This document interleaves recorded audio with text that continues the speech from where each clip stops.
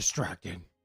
By the 1930s, the term nationalism became associated almost exclusively with particularist movements, with right-wing principles.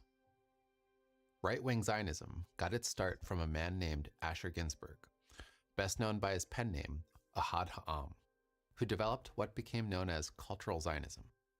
His main idea was that Zionists needed to emphasize and develop their own particular You know, it is really nice when I don't have to pause a video every 2 seconds to say how fucking stupid it is. Jewish character.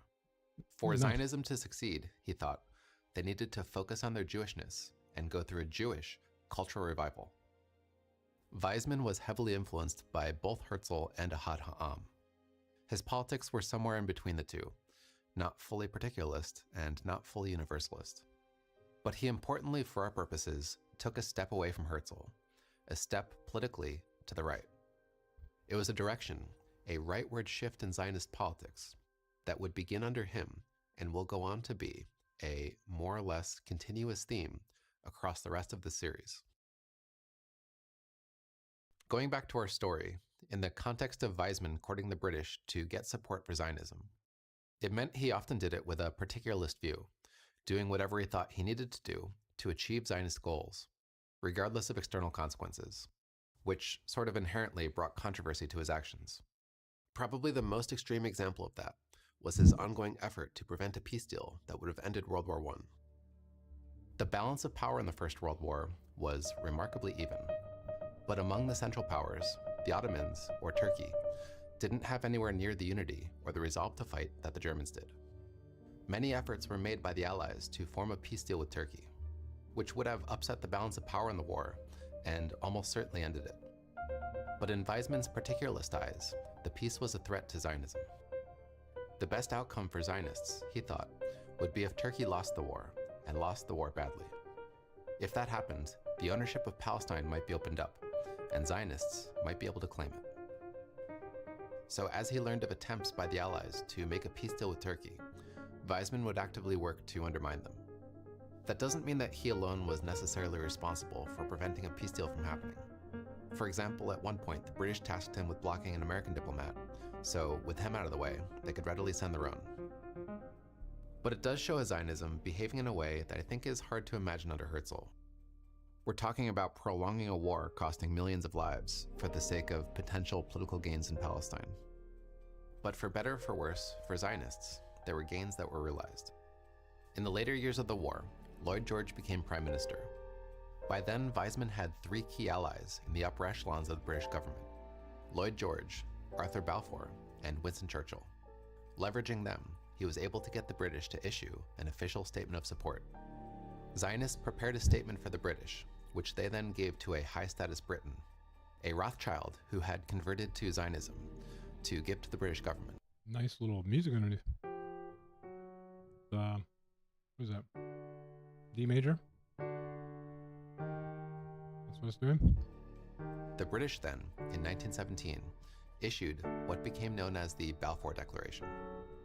The key passage read, "His Majesty's government view with favor the establishment in Palestine of a national home for the Jewish people, and will use their best endeavors to facilitate the achievement of this object, it being clearly understood that nothing shall be done which may prejudice the civil and religious rights of existing non-Jewish communities in Palestine, or the rights and political status enjoyed by Jews in any other country."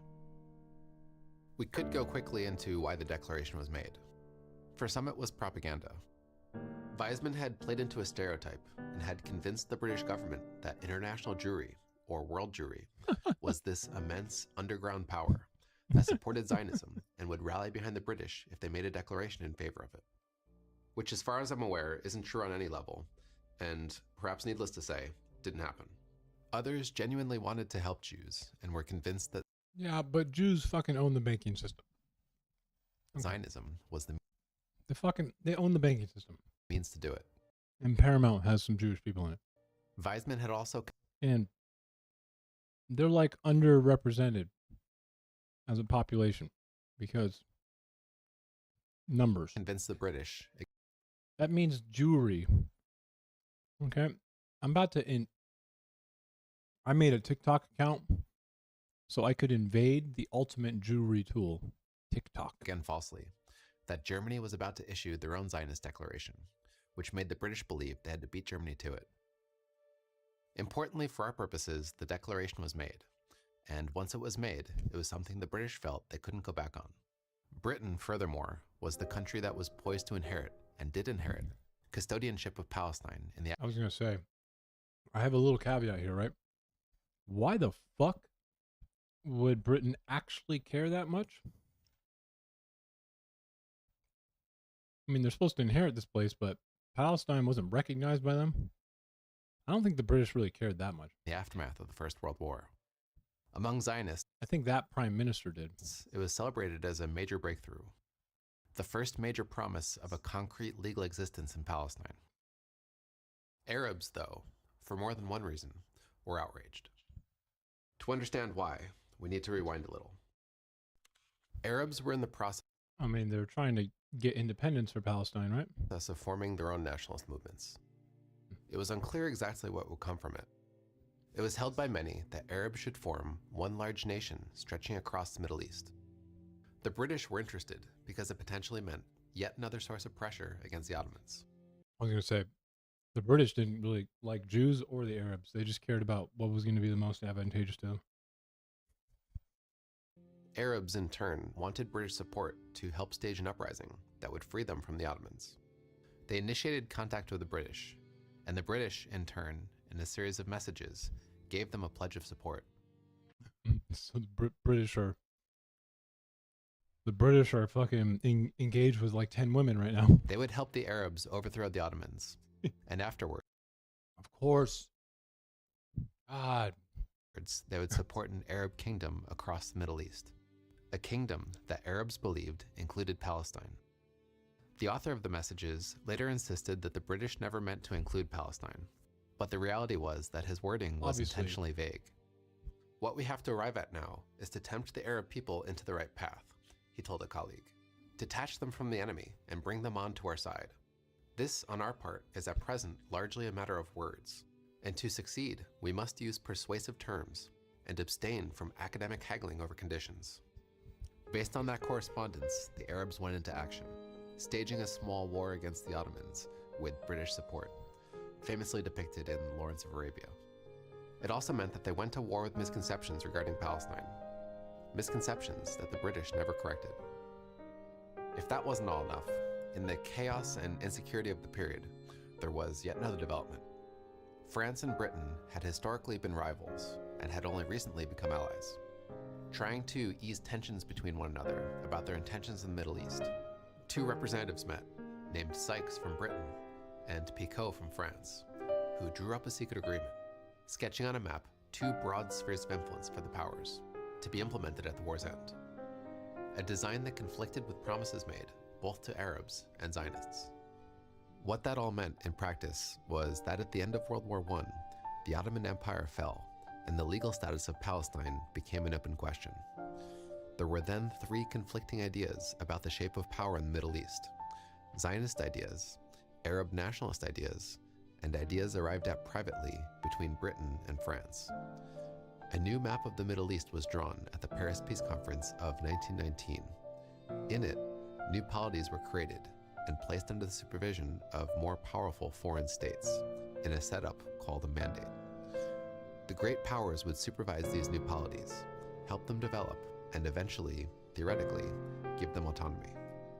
Britain was given a mandate over Palestine in 1922. To them, it was perhaps more of a duty than an asset, as it was quickly becoming clear that governing Palestine would require an immense amount of resources. In an attempt to implement the Balfour Declaration, they tried to govern Palestine with balance, giving voice to both Arabs and Jews, while not overtly favoring one or the other.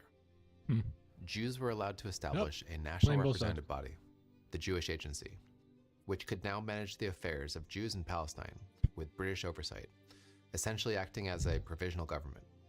It was a major achievement for Zionism. Jews had gone from having theoretical Why power is my camera to frozen now again? having an official voice in Palestine, legitimized by Britain and its mandate. Arabs were offered councils, bodies to advise the British on policy. For the most part, their offers were rejected, though Arabs did create a Supreme Muslim Council, giving Arabs leadership through the lens of religion, headed by a Mufti Why? of Jerusalem. Despite alive, obvious camera. Arab reticence, there was hope among the British that it was an arrangement happened? that would work for everyone. Weizmann and the head of the Arab revolt, Prince Faisal, had exchanged pledges of mutual support. There was an expectation that Arabs and Jews would talk with one another to peacefully work out their differences and perhaps even cooperate. Winston Churchill, visiting Palestine and speaking to a group of Jews in 1922, tried to begin the mandate on an optimistic note, saying, "Every step you take should be for the moral and material benefit of all Palestinians. If you do this, Palestine will be happy and prosperous, and peace and concord will always reign. It will turn into a paradise and will become, as is written in the scriptures you have just presented to me, a land flowing with milk and honey, in which sufferers of all races and religions will find a rest from their sufferance. You, Jews of Palestine, have a very great responsibility. You are the representatives of the Jewish nation all over the world, and your conduct should provide an example for, and do honor to, Jews in all countries. I am now going to plant a tree, and I hope that in its shadow, peace and prosperity may return once more to Palestine." As the tree was handed to Churchill, it broke. There was no spare. Balfour visited Palestine for the first time 3 years later, in 1925. During his trip, he stayed at a hotel in Damascus. Arabs learned where he was, and thousands gathered. Violence broke out between the protesters and law enforcement. Balfour's Arab companion tried to explain to him what was happening, while Balfour looked on, musing that it was extraordinarily interesting. What Balfour was witnessing was the rise of Arab nationalism. The Arab uprising against the Ottomans, what became known as the Great Arab Revolt, served as a foundational story for that nationalism, helping unite and spread it across the Arab world. As it took shape, it took on a particularist character, and in its particularist view, it became highly anti-imperialistic. Something helped along by Britain's perceived betrayal during the uprising regarding Palestine, and the removal of an Arab nationalist government in Syria in 1920 by France, as France was given a mandate and essentially implemented Sykes-Picot. As Arab nationalism organized in Palestine, they created their first Congress in 1919, independent of the British, a body that enabled them, like the Zionists, to make official statements. But their nationalist identity, at first, was linked to Syria, which had historically been linked to Palestine. As the first Palestinian Arab Congress put it, "We consider Palestine as part of Arab Syria, as it has never been separated from it at any time. We are connected with it by national, religious, linguistic, natural, economic, and geographical bonds." But when France took over Syria, Arab Palestinians gave up on the idea, focusing their identities instead on Palestine. As a leading politician put it, "After the recent events in Damascus, we must change our plans entirely. Southern Syria is no more. We must defend Palestine." As all nationalist movements were doing, they needed a shared narrative around which to build their identity, and the Jewish and British imposition in Palestine was the natural and even obvious issue to focus on. And the story it told, you could say again naturally, was not a happy one. Arabs had tolerated a Jewish presence in Palestine for centuries, but it was a small presence, almost entirely in Jerusalem, and there for religious purposes. It was entirely different to expect Arabs to tolerate a rapidly growing Jewish presence, one that demanded, in that moment, something like equal political voice in Palestine, and one that wanted, perhaps someday, to take over Palestine entirely. It was more than Arabs, or perhaps any people, would be willing to bear. They believed it was unjust, and identified the Balfour Declaration as the tipping point, the imperial decision that imposed Zionism on them. The British mandate in Palestine began with visible tension. Jews, happy with how things were developing, found it was in their interest to generally cooperate with the British. Through immigration, greater prosperity, and a greater and greater presence in Palestine, they could gradually take over more and more of it, eventually, they thought, forming a majority, and somehow creating a state. As Weizmann put it in a Zionist meeting after the declaration was made, "We all agree on the final aim, and from now, it is simply a question of tactics as to how to achieve it. We need an evolutionary tactic. The declaration affords us the opportunity to become the masters of Palestine. As long as we do not have people and money, we cannot demand more than that. There is a British proverb about the camel and the tent. At first, the camel sticks in one leg, and eventually, it occupies the whole tent. This must be our policy. Arabs held essentially the opposite view. Every advance that Jews made, in their eyes, was a loss, something that further threatened their claim to their homeland.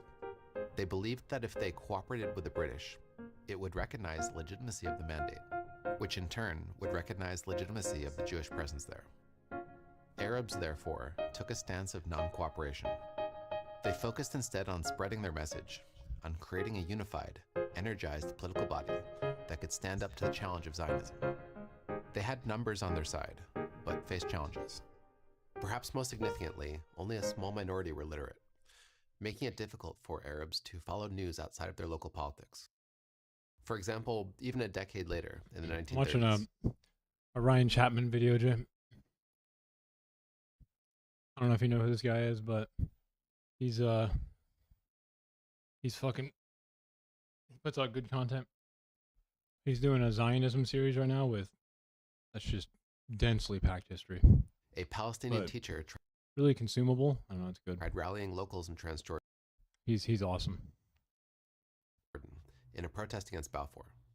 As him and his students chanted, "Down with Balfour," more joined and started, uncomprehendingly, chanting the name of a local shoemaker. But still, Arab nationalism spread, and as it spread, it brought a new dynamic to Palestine. There were now two concrete nations competing for power: a Palestinian nation made up of Arabs, and a Jewish nation. The Jewish nation had been organized for decades thanks to Zionism. The Palestinian nation, too, was becoming organized. As the 20s went on, both sides clarified and polarized, each side seeing itself in relation to, and in contrast... Yep, reactionary. Marxist historical or dialectical materialism would be pretty apt here, wouldn't it? The other. Social life in Palestine had previously been heavily mingled. If you look at photographs from before then, for example, it's often hard to tell who is Arab or Jewish or a Christian. But as identities crystallized into particularist nationalisms, and nationalisms framed each other as opponents, things changed. As a leading Zionist at the time put it, "What continually worries me is the relationship between Jews and Arabs in Palestine. Superficially it is improved in so much as there is no danger of pogroms, but the two people have become much more estranged in their thinking. Neither has any understanding of the other." In 1924, the Palestinian Arab Congress commented from their side, "It is a gross error to believe that Arab and Jew may come to an understanding, if only each of them exchanges his code of extremism for another of moderation. When the principles underlying two movements do clash, it is futile to expect their meeting halfway." Many Zionists still ignored the conflict, but when it was discussed, it was, in a historical irony, broadly referred to as the Arab question. Across the 1920s, Zionist progress seemed to stall. Developments in Palestine didn't seem to be bringing them closer to a Jewish state. Immigration increased significantly under the British, thanks to their more open policies, but also due to a rise of anti-Semitism in Europe. European Jews were blamed for all sorts of things after the Bolshevik takeover in Russia, and were most damningly blamed for the Bolshevik Revolution itself. In the chaotic civil war that followed the Russian Revolution, Jews were brutally attacked from all sides. Something like 100,000 or 200,000 were killed. Holy. Many fled to Palestine, but immigration quotas kept Jews from building towards a majority. The Arab population growth was still higher. The lack of a sense of progress then gave Zionism its first major internal challenger. It was a group that took the Jewish claim towards Palestine and vocally drove it to an extreme. Oh, for context, these guys. Jews had been thought of for a long time, stereotypically, as a meek group of under people. People who were submissive and physically weak. But it was something that Zionists were starting to depart from and even disdain. For example, Ahad Ha'am critiqued the behavior of Jews in a Russian pogrom by saying, "It is a disgrace for 5 million human souls to unload themselves on others, to stretch their necks to the slaughter and cry for help, without as much as attempting to defend their honor and lives." It was thought that there was a new type of Jew. And what a quote. What?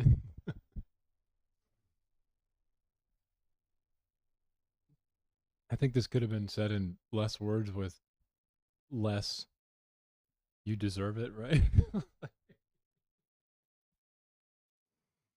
Like, it is a disgrace for 5 million human souls to unload themselves on others, to stretch their necks to the slaughter. Like, to defend their honor and lives. uh, It was thought that there was a new I mean, unfortunately for this guy, he's Ginsburg, okay? Was born in Ukraine. The thing about Judaism is that it never had a nation that backed it. So, like, Christianity and the Roman Catholic Church created an institutional strength for Christianity, right?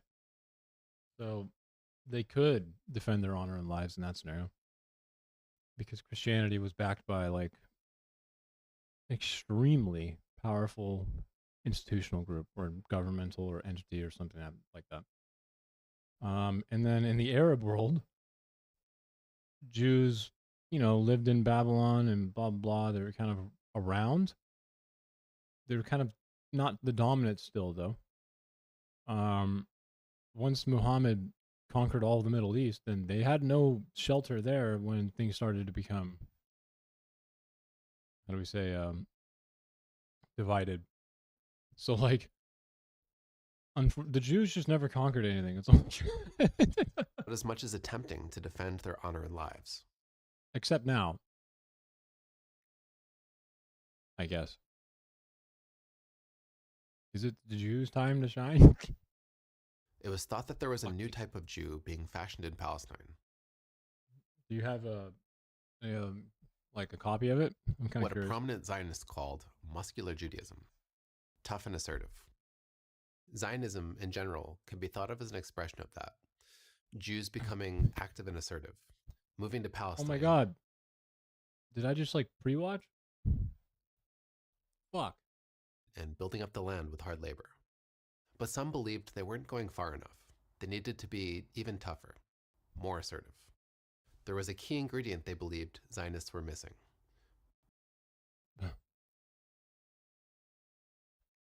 Being God's chosen people? Violence. A man from Odessa named Vladimir Jabotinsky emerged. That's not a real name, dude. Excuse me, bro?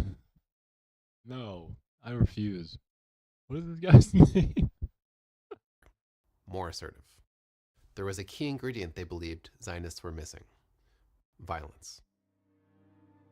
A man from Odessa named Vladimir Jabotinsky. That's not a real name. Jabotinsky. Emerged as the leading figure of that belief. Dude, he only emerged as a joke. What the hell? 2 essays in 1923 and 19. Oh yeah? Was it the entire essay just his name repeated over and over again? Because that'd be a good essay. 25. He, unlike others, I'm gonna read his essay, bro. Vladimir. What? It's like. It has a Russian name, or like, I guess it's Eastern European. He is Russian, yeah, Russian name. And then Jabotinsky, dude. I refuse to believe that this is a real person. All right, Mr. Jabonir. Wait, his real name is Vladimir Yevgenovich Jabotinsky.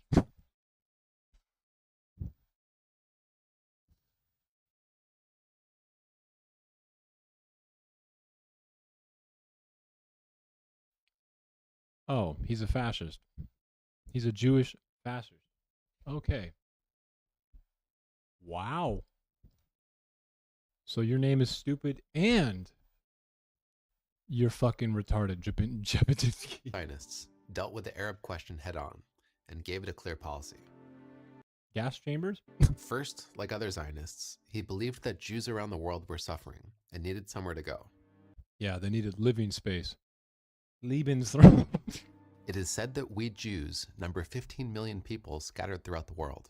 Whenever someone wants to, I want to try and like explain to someone that everyone and anyone is capable of being what the Nazis were, I'm just going to bring up Vladimir Zevgenovich Jabotinsky because I feel like this man would have done the gas chamber shit to his enemies. He said.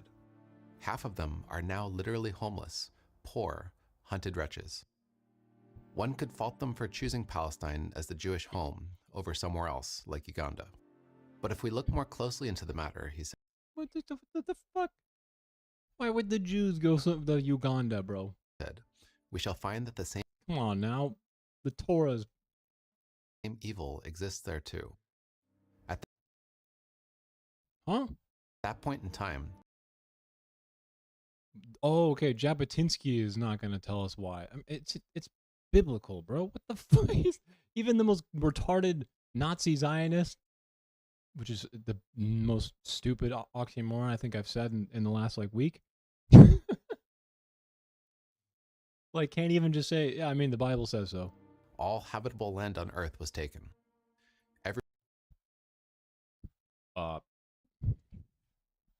Everywhere Jews went, they would be a colonizer, and all native populations would resist them, So be the colonizer? Is that what I'm about to get out of Jabotinsky? which meant that the problems they were having in Palestine now would be a problem anywhere. Every native population in the world, he said, resists colonists as long as it has the slightest hope of being able to rid itself of the danger of being colonized. Oh my god. We are literally listening to Kill Them First, but in like ye oldie Jewish. That is what the Arabs in Palestine are doing, and what they will persist in doing as long as there remains a solitary spark of hope that they will be able to prevent the transformation of Palestine So we need to kill them first. into the land of Israel. It's a fact. So Arabs could not be expected to cooperate with Zionists. So we need to kill them first. They could only be expected to resist. From there, Jabotinsky was willing to say something that other Zionists We need to kill them first. wouldn't say out loud. Zionism was moving forward anyway, without Arab consent, even against Arab consent. For Jabotinsky, that wasn't a problem. Considering Jews' situation, he believed it was the right thing to do. Because he's Jewish. And a fascist, I guess. According to his Wikipedia. Because of the Batar movement. Influenced by fascism.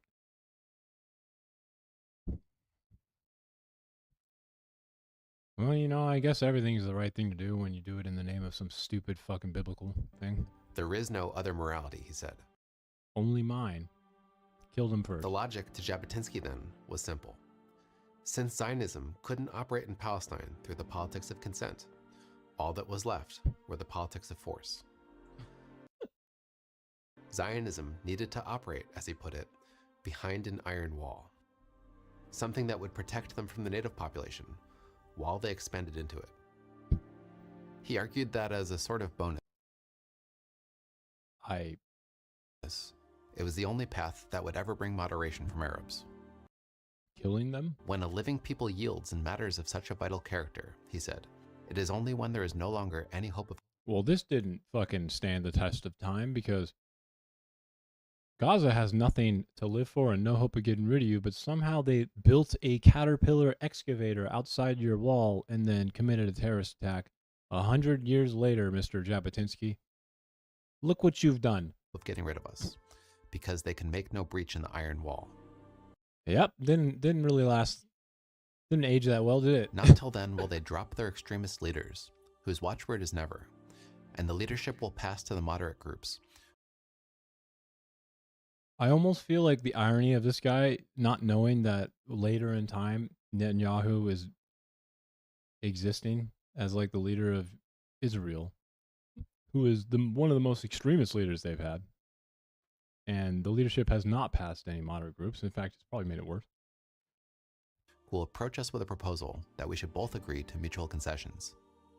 In other words, the only way to reach an agreement in the future is to abandon all idea of seeking an agreement at present. That is some twisted emotional manipulation that you could say in the mirror. And why are you gaslighting yourself? This is considered a Isn't this your own essay, bro? Like, you literally gaslit yourself in your own essay. decidedly right-wing take on Zionism. It concerns itself with a It's like the same thing as staring, at the shower wall when you're like having a fantasy about an argument you had before, where you're like, if only I just fucking, you know, came in with the idea that like, there was no compromise. particular interests of I could have won. Jews and says it's willing to do just about anything to achieve them. In this case, by subjugating another population by force. Killing them first. It was that emphasis on violence that set Jabotinsky apart from other leaders of his time. Of all the necessities of national rebirth, he said, shooting is the most important of them.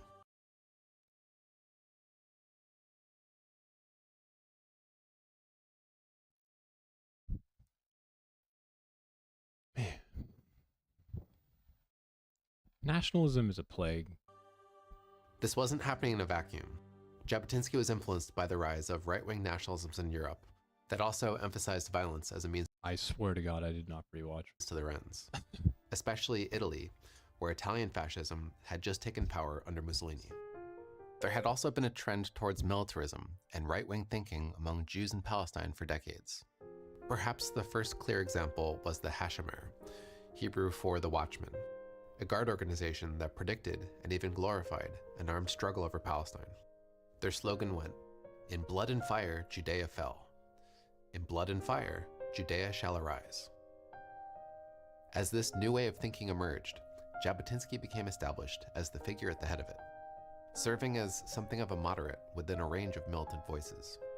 Their politics became known as revisionism, meaning they wanted to revise Zionist policies, typically in a more assertive, less compromising direction. Their stance towards what was then called Transjordan served as a prominent example. The British had originally meant to include Transjordan as part of Palestine in the Mandate. But when Arabs lost Syria to the French, the British gave them Transjordan as an attempt at compensation. Revisionists, uncompromisingly, believed it was theirs. "There are two banks to the Jordan," went their slogan referencing the river. Because that's how I like to make my national policy. Fucking slogans. One is Really? ours, and so is the other. Wow.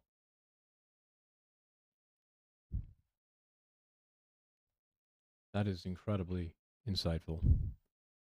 As revisionism became established, militant groups sprung up across Palestine, the biggest of which was the Haganah, Hebrew for defense.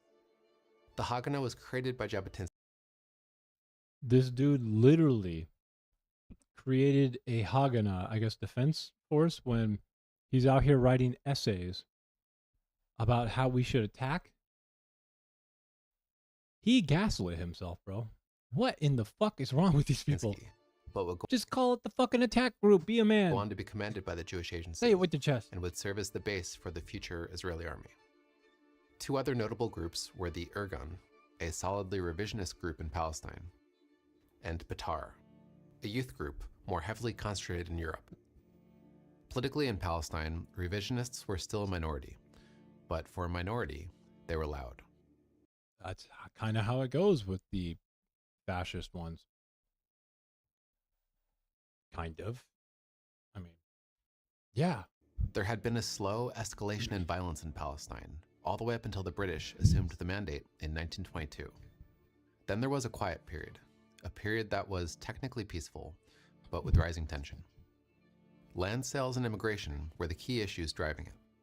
And of the two, immigration proved to be the biggest source of tension. The British tried. We just can't get over people coming off boats onto the land that we live on, bro. No matter where you go in the world, man, fucking the Irish and the Italians in 1900, 1910, fucking USA, Palestine, Israel formations, 1920s. I didn't even know they had anything looking like. I thought it was still just mud like stacks. There had been a slow escalation in violence in Palestine, all the way up until the British assumed the mandate in 1922. Then there was a quiet period, a period that was technically peaceful, but with rising tension. Land sales and immigration were the key issues driving it. And of the two, immigration proved. What the fuck was the Ottoman Empire doing at this time? Was it just because they just got wrecked by World War One? Yeah, that's why. Okay. I'm sitting here like I feel like the Ottoman Empire's collapse at this time probably contributed to a lot of the instability of this area, because I feel like if at the height of the Ottoman Empire, did they 1890 control, let's see. Okay, yep, just give me a fucking image that's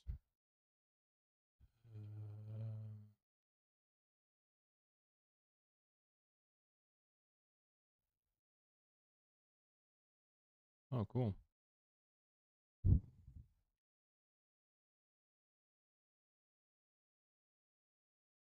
Okay. We have, yeah, they lost all this area in 1916. So after World War One, they lost all this area. That definitely contributed to the instability. I never really thought about that. Interesting. And the Ottoman Empire was Turks, right?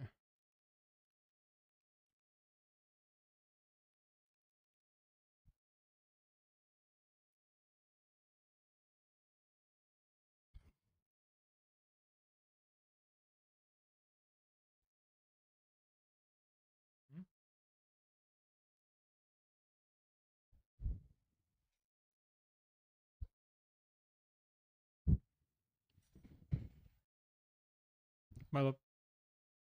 I probably should make this a little more straightforward.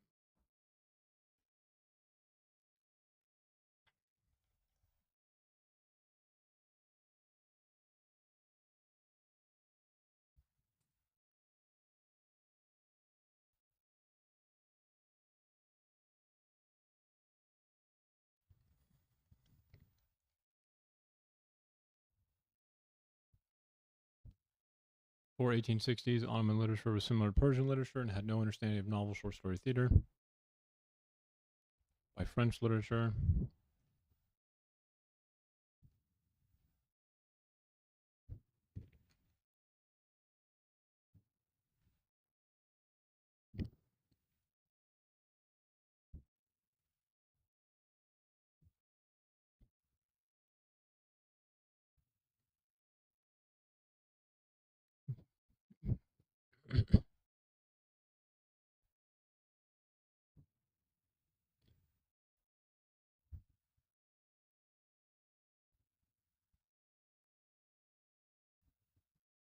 okay, so after a bunch of decisive military defeats over time, the Ottoman Empire split, and that most definitely contributed to 1918 and onward instability in Palestine. To be the biggest source of tension.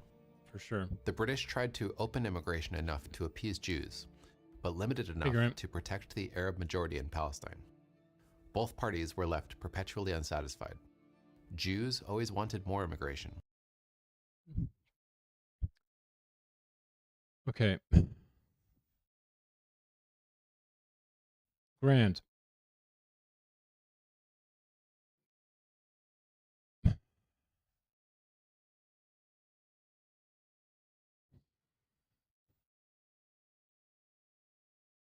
I'm going to bring up your other stuff really fast. God damn it, Grant. All right. This doesn't answer my question. Where the fuck did I put it?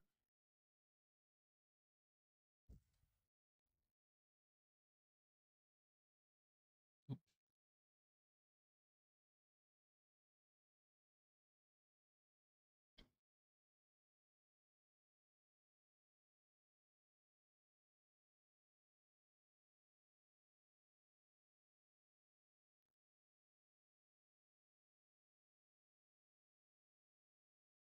This was your secular proposal, right?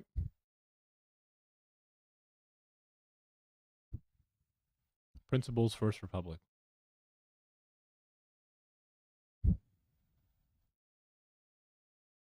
It may be impossible. History Hustle? Man, I already don't like this. Possible to believe, but did you know that there were connections between the Nazis and the Zionists? In 1933, there was even an agreement between them, known as the Havara Agreement. Okay. Grand, do you think this is remotely close to the level of quality as what we're watching right now? See, this is the problem with like YouTube, is that there's so much information on YouTube that you can get a lot of garbage, right?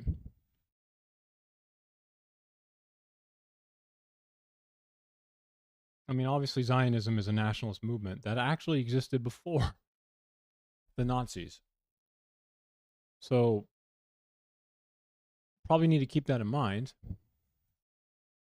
because nationalism was a growing populist idea back then. I just already 14 seconds in, we're not getting history here. But there's more. Did you know? Like this fucking title, you know, like I don't give a fuck if he's a trained history teacher. What I care about is, I mean, it actually, obviously, you should care if the person you're listening to has like some expertise. But look at this title. What are we doing here?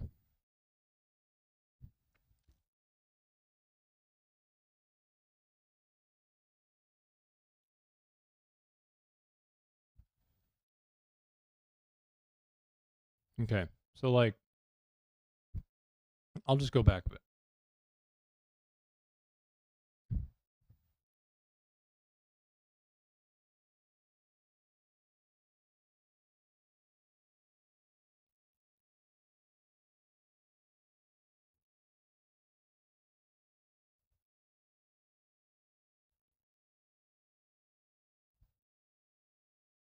Decidedly right-wing take on Zionism. It concerns itself with the particular interests of Jews and says it's willing I'm just, if you're still here, you know, you don't need to take it so personally. But the difference between like good content, because there's a lot of content, you need to make sure you sift through and like, are you gonna get an this already right away? Nothing about this is unbiased or like educational. willing to do just about anything to achieve. It was that emphasis on necessities of national rebirth, he said, from other leaders of his time. Of all the necessities of national rebirth, he said, shooting is the most important of them. This wasn't happening in a vacuum. Jabotinsky was influenced by the rise of right-wing nationalisms in Europe that also emphasized violence as a means to their ends, especially Italy, where Italian fascism had just taken power under Mussolini. There had also been a trend towards militarism and right-wing thinking among Jews in Palestine for decades. Okay, so that's educational. There existed a Nazi party in British Mandatory Palestine, and then there was Nazi parties all over the fucking planet because nationalism was super popular back then. What the fuck are we? It's just like, just trying to give you like emotional fucking fuel for your fire. was also an extreme Zionist movement that contacted the Extreme. Anyways, back to your thing. So,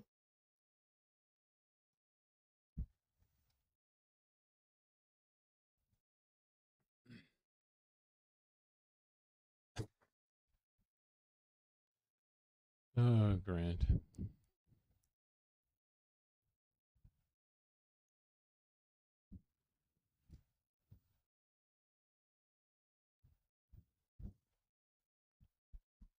I'm gonna write stuff down on the whiteboard for this.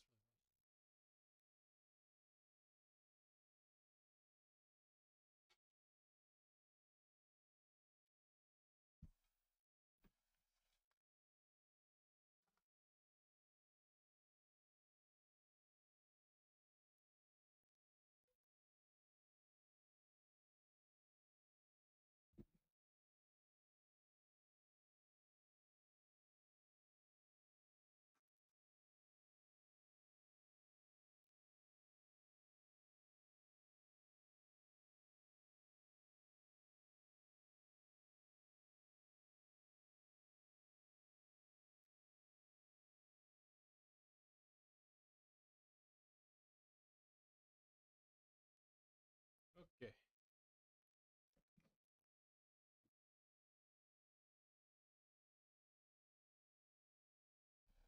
I keep watching the video in the background while I fucking look at Grant's thing. Perhaps the first clear example was the Hashomer, Hebrew for the Watchman, a guard organization that predicted and even glorified an armed struggle over Palestine. Their slogan went, "In blood and fire, Judea fell. In blood and fire, Judea shall arise." As this new way of thinking emerged, Jabotinsky became established as the figure at the head of it, serving as something of a moderate within a range of militant voices. Their politics became known as revisionism, meaning they wanted to revise Zionist policies, typically in a more assertive, less compromising direction. Their stance towards what was then called Transjordan served as a prominent example. The British had originally meant to include Transjordan as part of Palestine in the mandate. But when Arabs lost Syria to the French, the British gave them Transjordan as an attempt at compensation. Revisionists, uncompromisingly, believed it was theirs. "There are two banks to the Jordan," went their slogan referencing the river. "One is ours." Revisionists were still a minority, warned of the unlimited, greedy aspirations of the Jews, who were plotting to gradually take possession of the mosque on the Temple Mount. As tensions kept rising, Jews held a large demonstration at the wall that broke their permit, making political speeches, waving the Zionist flag, and singing their national anthem, the Hatikvah. The year was 1929, and a tipping point was reached. Arab protests broke out and spread, developing into rioting and violence across Palestine. Revisionists were still a minority, and the Jewish response was dictated by moderates, who insisted on the usual policy of havlaga, self-restraint even when attacked. By the time the British regained order, more than 100 were killed on both sides, most of the Arabs by British police. In the aftermath of the violence, Britain launched an investigation and decided to further limit Jewish immigration and land purchases. Jews were becoming despondent. Weizmann acknowledged the lack of progress with his British policy and resigned as the head of the Jewish Agency. Revisionists had been present at the wall demonstrations and were blamed by the British for the uprising. Jabotinsky, while abroad, was banned from returning to Palestine. Weizmann was declining in health and influence. His major contribution to Zionism had already been made. Okay. Questions about his replacement and the future of Zionism were surfacing. There were two major contenders: revisionism, led by Jabotinsky from abroad, and the politics of David Ben-Gurion, a man who built his political base by allying the socialist left of Zionism. As a socialist, Ben-Gurion was center-left, essentially wanting strong public services. Like the other Zionists of his time, though, nationalism was the pressing issue. Jews needed to come together as a nation and create a state. Everything else was secondary. As a nationalist, Ben-Gurion wasn't far from Chaim Weizmann's politics, perhaps a little farther right. He focused more on national segregation. A major issue for him was emphasizing Hebrew labor, which was a soft way of saying excluding Arabs from the Jewish economy. Without Hebrew labor, he said, there is no way to absorb the Jewish masses. Without Hebrew labor, there will be no Jewish economy. Without Hebrew labor, there will be no homeland. And anyone who does anything counter to the principle of Hebrew labor harms the most precious asset we have for fulfilling Zionism. Ben-Gurion's leftist coalition proved to be successful. By 1935, he was elected by the Zionist Congress to be the head of the Jewish Agency, making him effectively the next leader of Zionism. Meanwhile, in Europe, in 1933, Hitler came to power. It was unclear exactly where things were heading, but their anti-Semitic platform made many German Jews anxious to leave. Their leaving suited the Germans, so long as they gave up much of their wealth and belongings. The Jewish Agency penned a controversial agreement with Hitler's government, using Jewish... Okay, actually very interesting because, Grant, look, we have, if you are still in here, It may be impossible. a much more educational way to digest this agreement wrongly. To believe, but did you know that the word Were there connections, or did Israel want to have immigration and Germany want to get rid of Jews. Connections between the Nazis and the Zionists. In 1933, there was even an agreement between them, known as the Haavara Agreement. But there's more. Did you know there existed a Nazi party in British Mandatory Palestine? And then there was also an What is mandatory Palestine? extreme Zionist movement that contacted the Nazis in this. So, like, one is bait, not educational whatsoever. Let's see how he. German money to buy German goods and fund Jewish German immigration to Palestine. The increase in immigration led Palestinians to respond with riots. The outlook for Jews worsened and worsened in Europe. Jews en masse tried to flee. Immigration continued into Palestine at unprecedented rates for 3 years. As it continued, tensions rose and rose between Arabs and Jews until it reached a boiling point. In April 1936, Arabs stopped 2 cars on the road, killing 2 Jewish civilians. This time, militant Jews gave an aggressive response, killing 2 random Arabs in return. If they imagined that would put an end to the bloodshed, commented the Haganah in retrospect, they were soon to be disappointed. More killings followed with revenge killings that escalated into an Arab riot spreading across the country. A general strike was called. The British sent a prestigious commission, a royal commission, to try to find a solution to Palestine's problems. In 1937, they gave their report.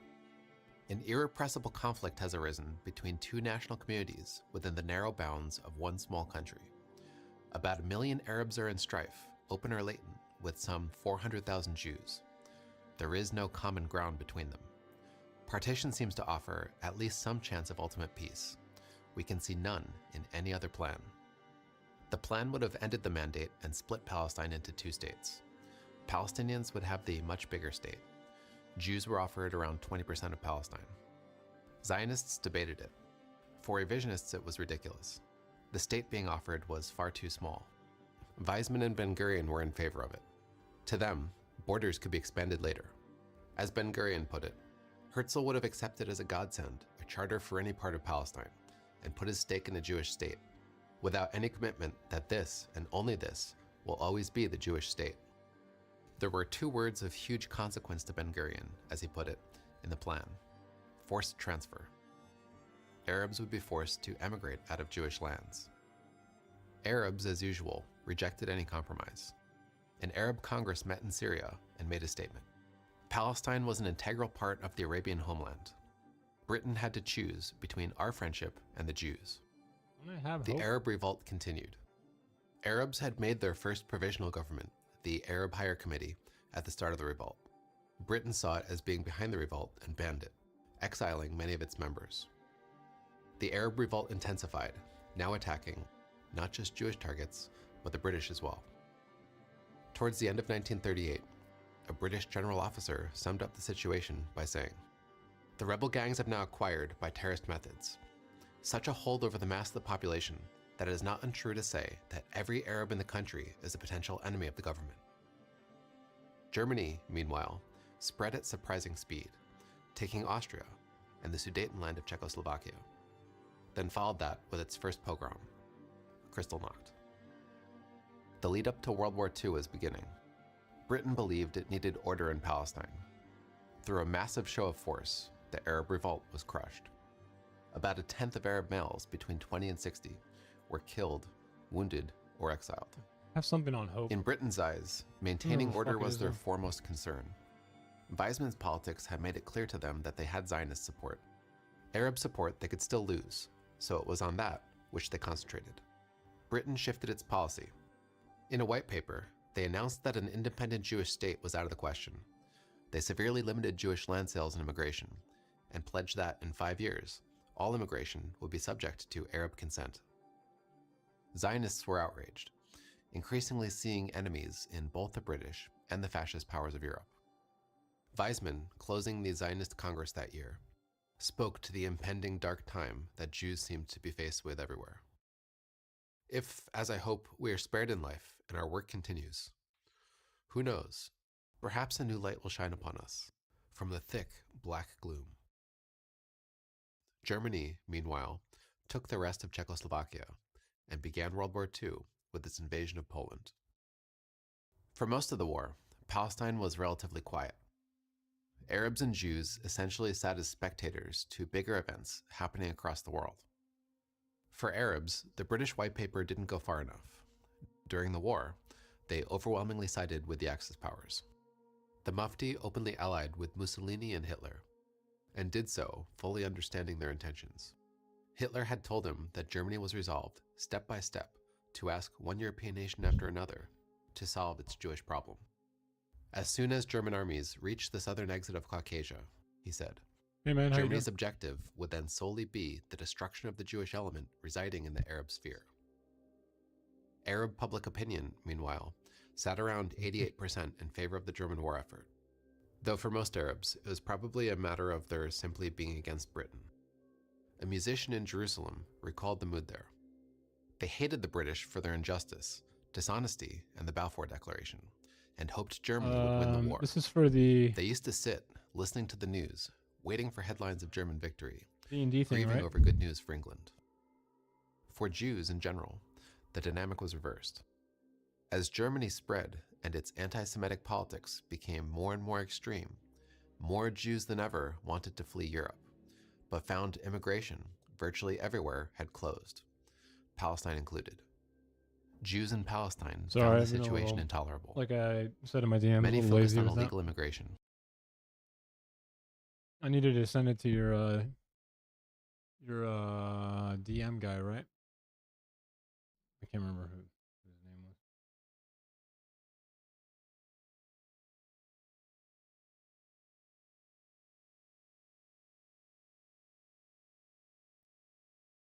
Jack Dragon, that's right. Who likes ghosting people?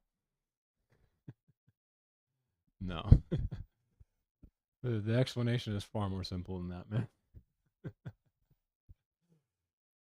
Trust me. That would be a little too malicious and complex. The ghost people? Yeah, I mean, depends on what it is. Ghosting someone's more of like a relationship type of description, like a psychological description, right? But it could definitely be used here in some ways. I can't fucking find my goddamn hope stuff. I'm losing it. Bruh.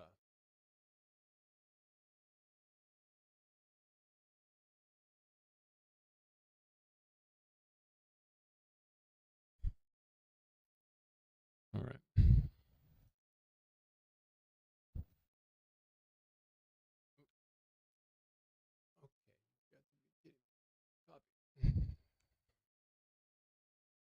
There, and then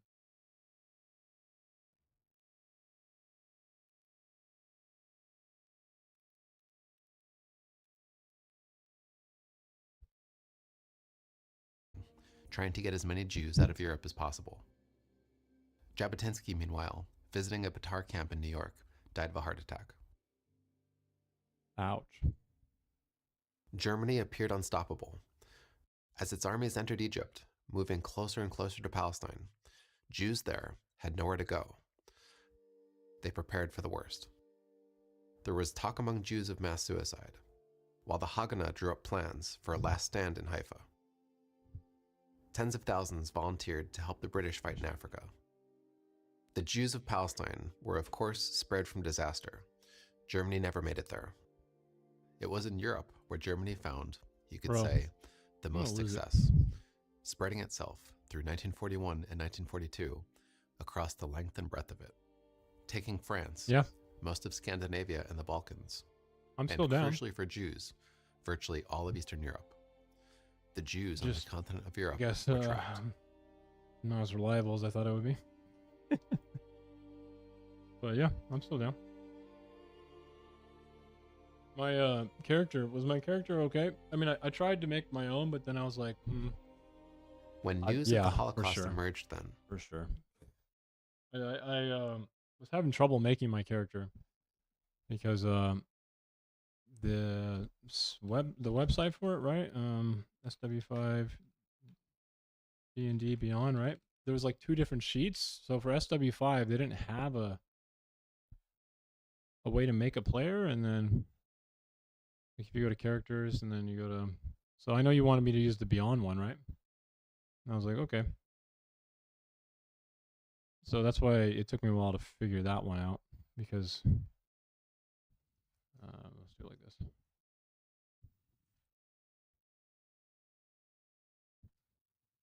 See if I can show what my problem was here. Oh, they have an app to do it now. Download a blank character sheet. Like I had one of these. I guess I should have just did it this way. Like this is the correct one, right?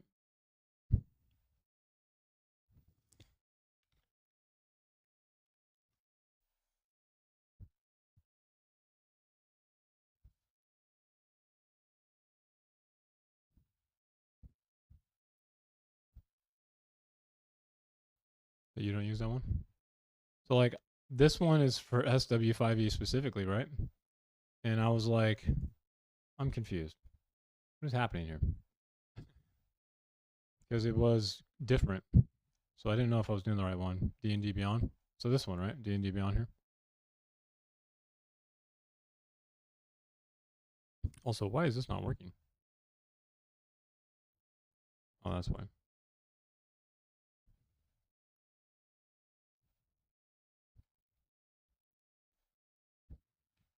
Just do a Twilight again or something. Or not? I guess there is no Twilight. What? Bonten.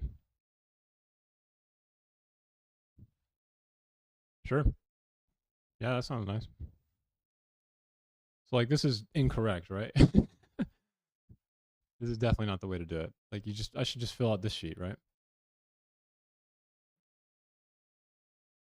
I didn't want to give you like the wrong sheet. I was like, for some reason, fucking thinking about it way too much.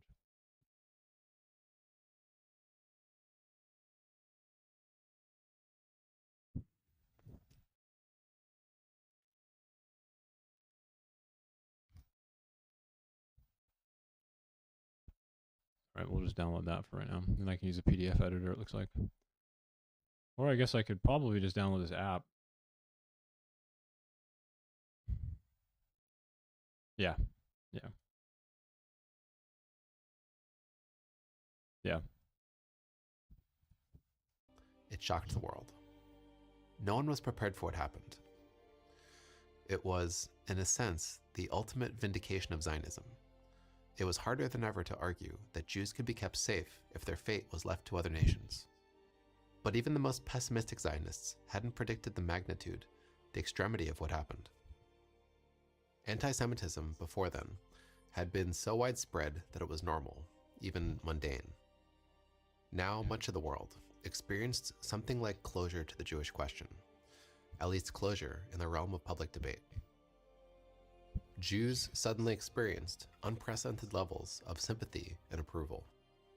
The Axis powers, of course, lost the war, but the temperature of politics in Palestine was rising. Arabs believed they couldn't concede victimhood status to Jews. To do so would risk their home. A shakeup of power had just occurred, and statehood in Palestine was becoming an open question.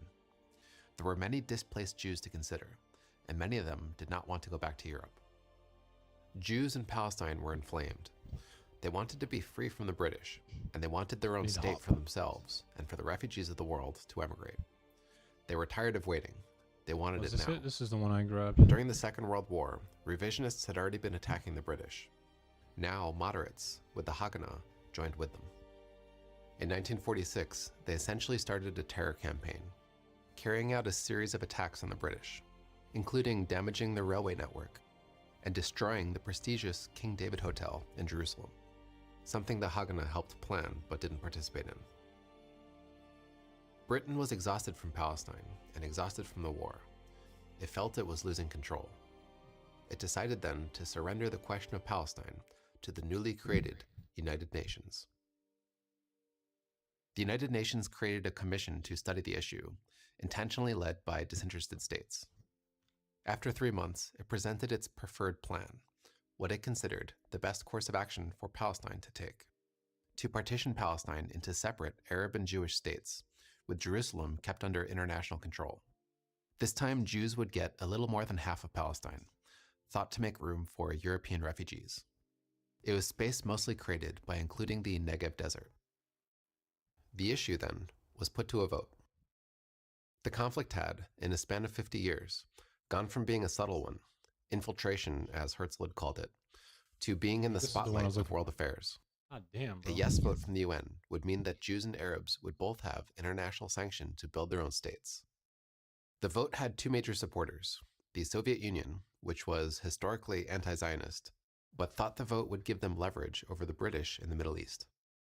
The other major supporter was the United States. When the United States entered the Second World War, Weizmann, Ben-Gurion, and the majority of the Zionist lobby recognized it was about to emerge on the world stage as the next dominant power. They shifted their lobbying efforts into the US in 1941. Between their efforts and the pressure from the public, which by then had become radically more in favor of Zionism, American politicians felt unprecedented levels of pressure. President Truman later recalled that it was the most pressure and propaganda he had experienced during his presidency. The United States voted yes and lobbied for other powers to do the same. Despite their support, the vote needed a 2/3 majority, and even with the widespread sympathy Jews were experiencing as an effect of the Holocaust, it was widely expected to fail. Uruguay filibustered, buying time for the Zionist lobby to convince more states. The delay worked. When the vote was held, the resolution to partition Palestine narrowly passed. 33 countries for, 13 against, with 10 abstentions, Britain being one. Arab and Muslim states had been the opposition and were outraged. A Syrian delegate acted as a spokesman. Lobbying had forced a result on Palestine that the majority living there did not want. It was the greatest political scandal of the century, he said. Ben-Gurion shouted from the balcony of the Jewish Agency, "We are a free people." Palestinians could have used the opportunity to build their own state, but to do so would recognize the legitimacy of the UN vote and the Jewish state it endorsed. They had for decades been maximalist and absolutist. They would accept nothing but sovereignty over all of Palestine. As the Mufti put it, the vote was null and void. Arabs rioted in Jerusalem, and back-and-forth violence quickly escalated. The British mostly remained neutral, while Palestine entered a state of civil war. Arabs, though, were more or less in a state of anarchy. They had little in the way of governing institutions, or an authority that could hold them together. The middle and upper classes widely fled from the chaos and violence into neighboring Arab countries. Arabs fought guerrilla warfare against the far better organized and far better equipped Haganah. After months of fighting, it became clear that without help, they would be crushed. A newly created League of Arab States decided to intervene. With the combined might of Iraq, Egypt, Syria, Lebanon, and Jordan, they would attack from all sides as soon as the British withdrew, saving Palestinians and demonstrating to the world their Arab unity. Seeing the Arab armies building on the border, Jews faltered. In Tel Aviv, 10 leaders gathered in a room. A vote was held. Should they create a state now and almost certainly provoke an Arab attack, or wait for a safer opportunity? The vote to create a state narrowly passed, 6-4, 4 against. As Ben-Gurion argued, the opportunity to create a state may not come again. It was, perhaps, now or never. On May 14, 1948, Britain withdrew. As it happened, David Ben-Gurion declared the establishment of the State of Israel. Arabs surrounding Israel gave the order to attack. To be continued. Man, great videos by him. As usual. My God.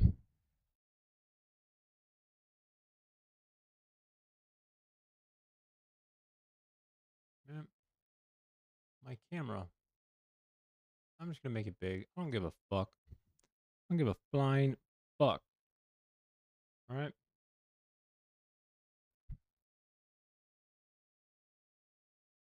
Got GPT's up here. We're all GPT.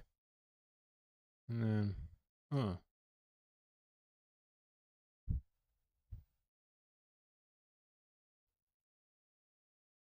We have a bunch of fucking papers here now.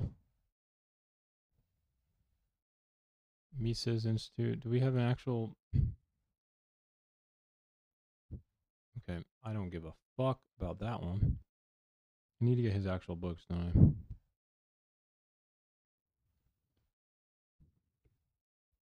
I? Okay, this one... Libertarian Papers? I've never even heard of this. What the hell is that?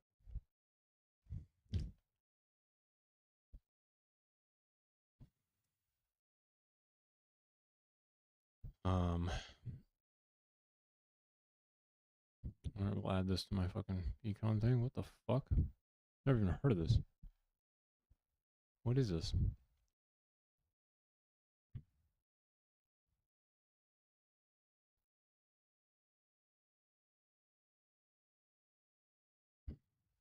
Okay, it's not like a...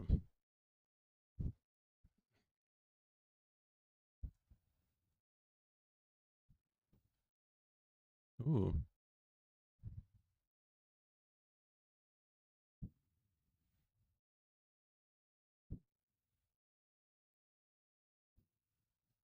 Interesting.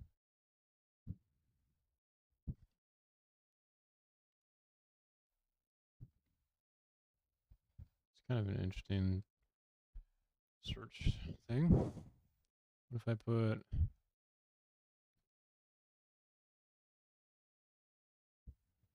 all fields?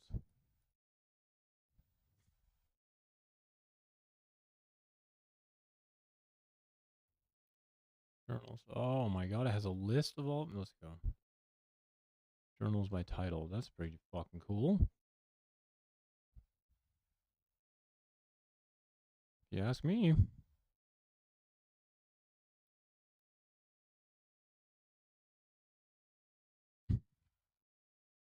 Cool. A lot of fucking journals.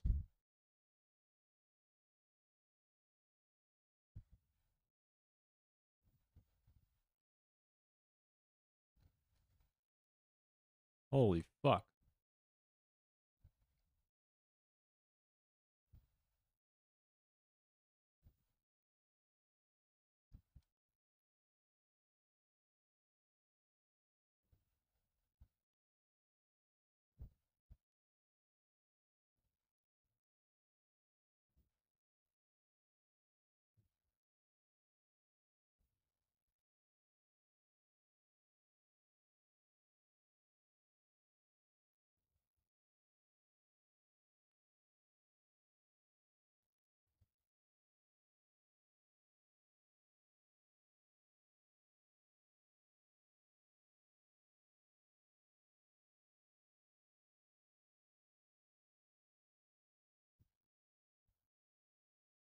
Well, this was a good find.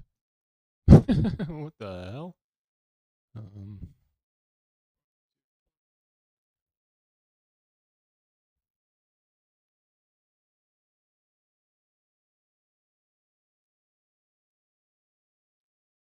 We must remain in all caps. Marion E. Brasu.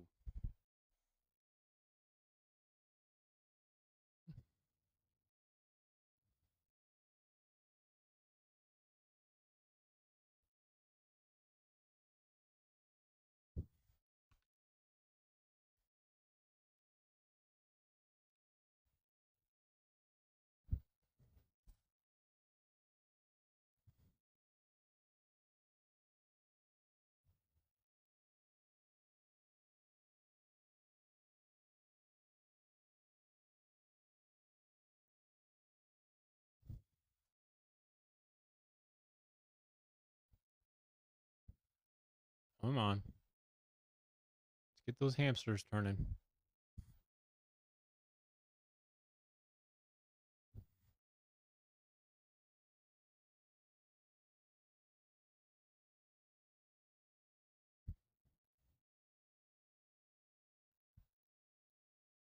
Fucking one of these days, bro. Oh,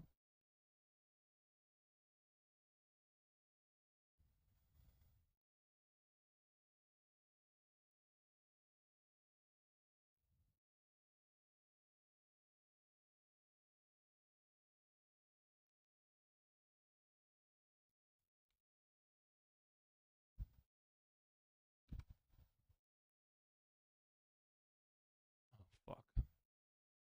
What did I just download?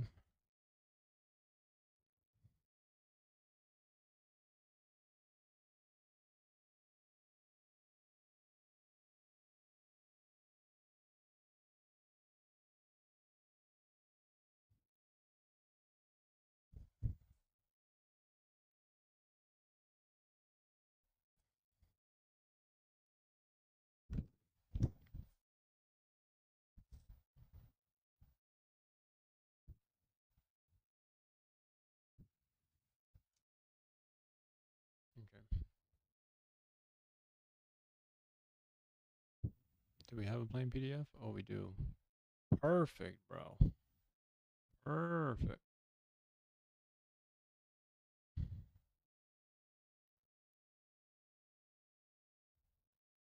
Oh, fuck.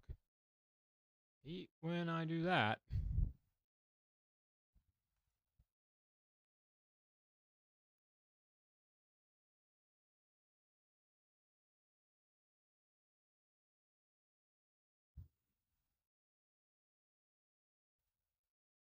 Do plain PDF. Yeah, this works. Okay, so we'll do you, network of domination, that.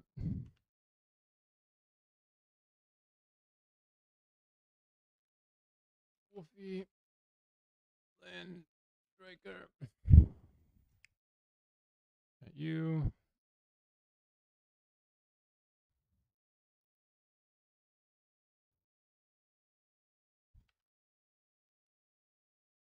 Look up some counters.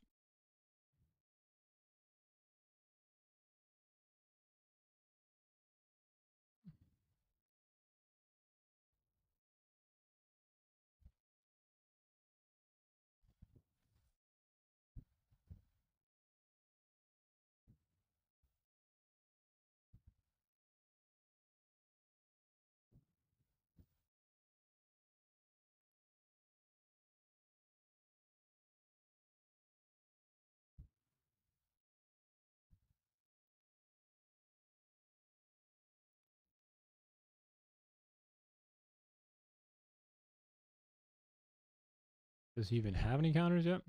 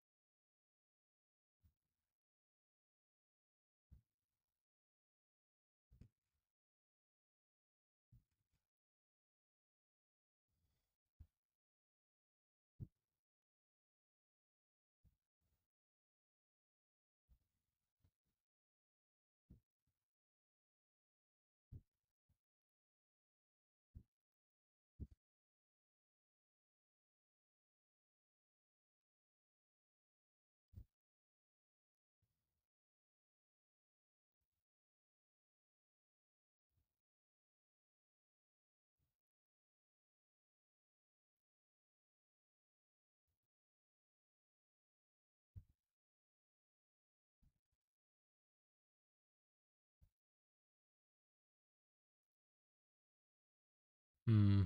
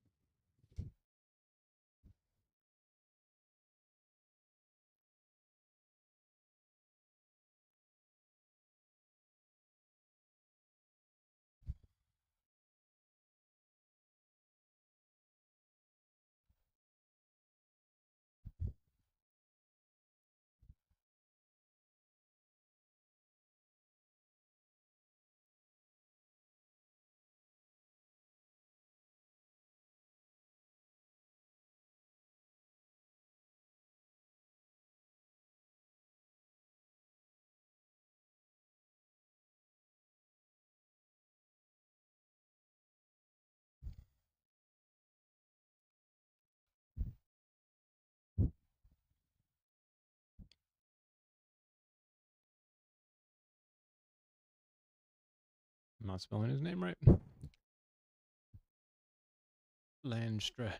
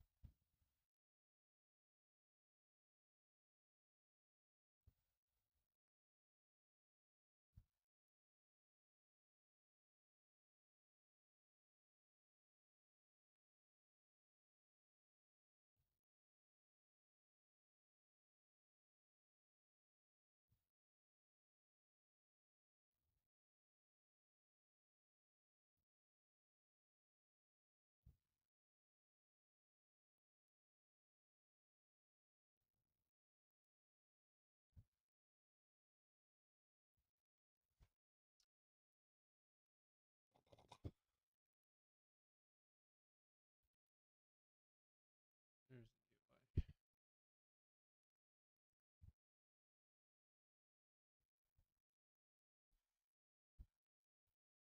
You suck.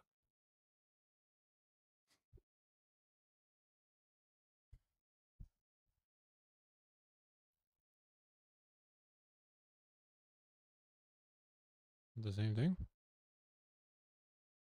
I don't know. Looks like it is. Yay. Mine. No, it's Andrew Robinson and them fucking.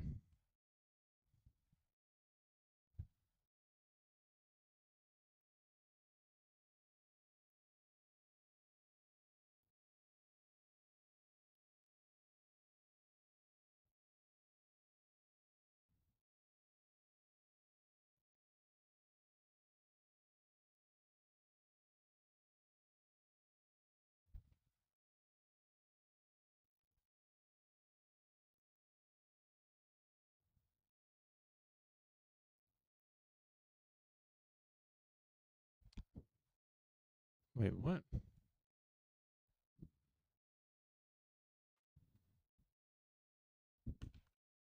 Ugh.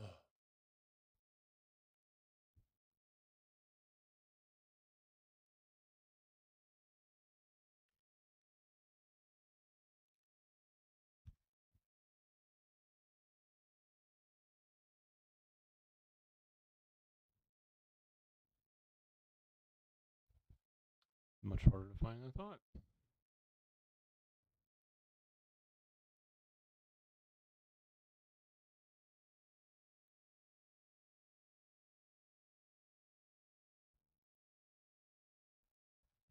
I'm getting different names on each one, bro.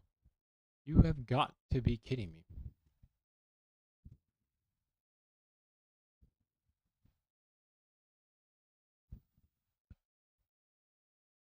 Fucking about to lose it, dude. God damn, bro.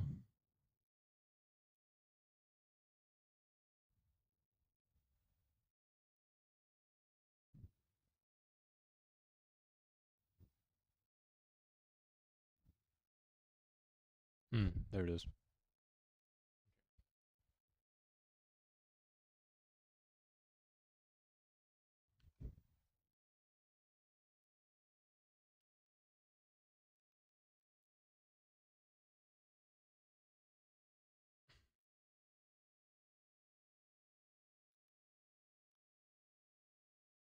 What in the fuck is that name? How am I supposed to fucking spell that? God.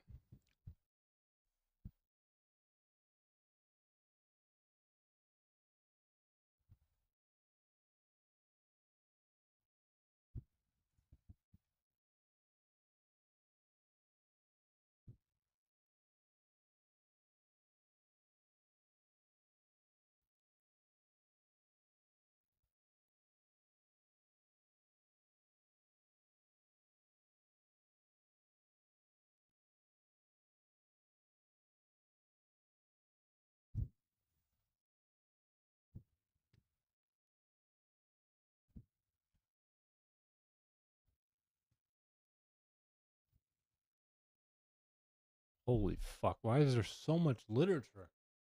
on anarchism. What is happening, bro?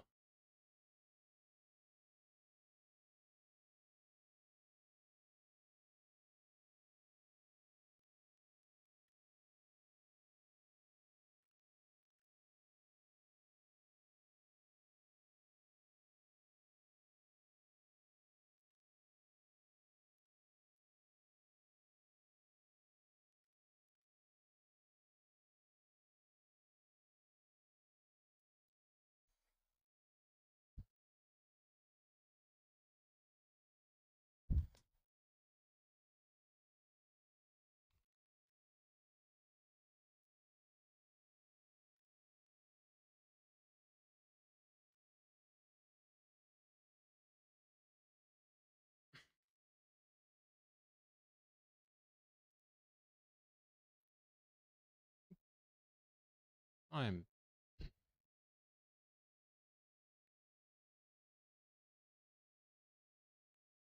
sad now.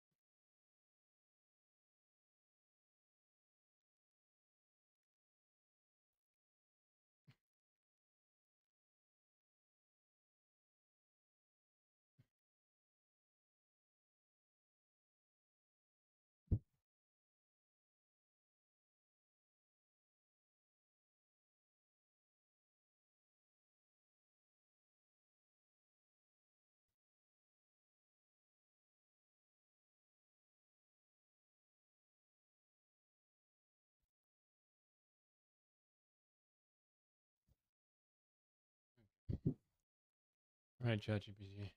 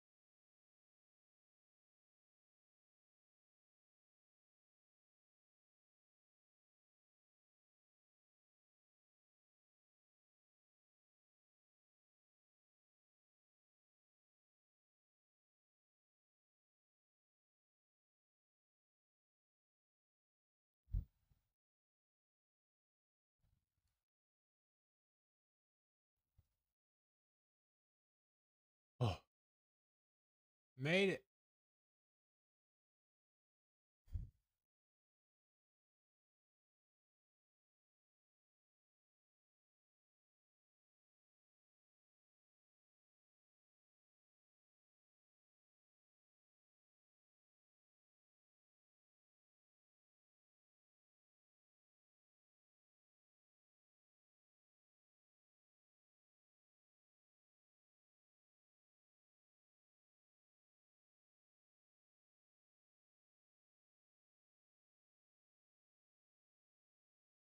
Okay, so we have. Did I just use the first proposal? No, I'm using this one, Graham.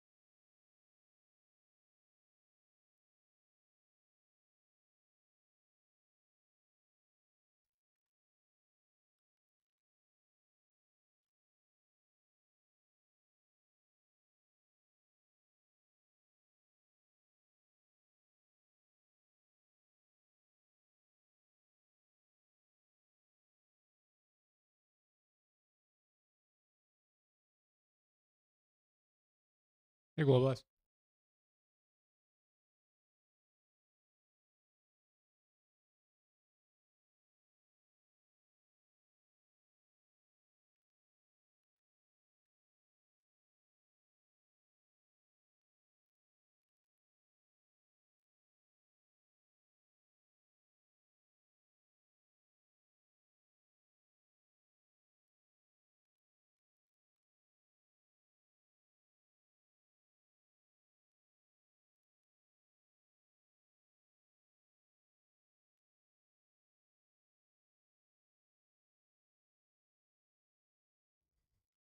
Oops.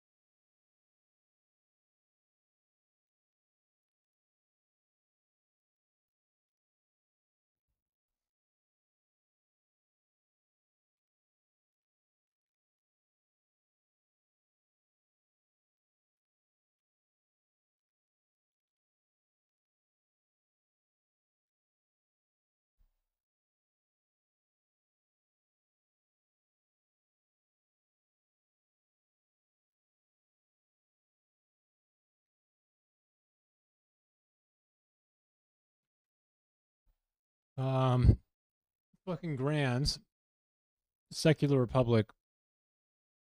Here, you want me to send you it actually, so you can read it yourself too. If I'm being a little boring, or you don't have to wait for me to do it. You can take a look at Grand's proposals if you want. I asked Grand to give me his ideal government.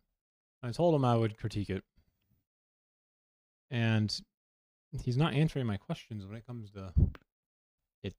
It's annoying.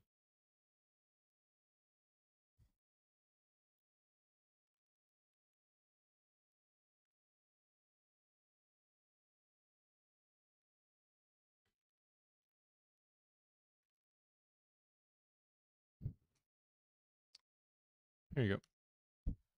So Graham has a few proposals here, right? And I'm using ChatGPT with a very highly, parameterized prompt here to make sure I get it correct.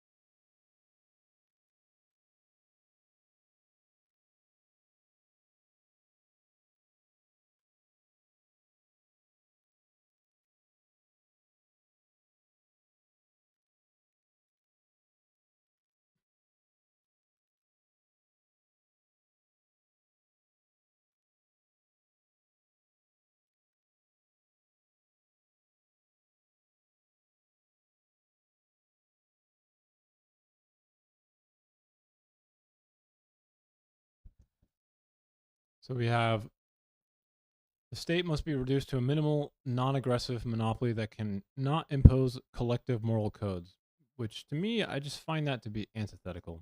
So what I need to do now, okay, is I'm going to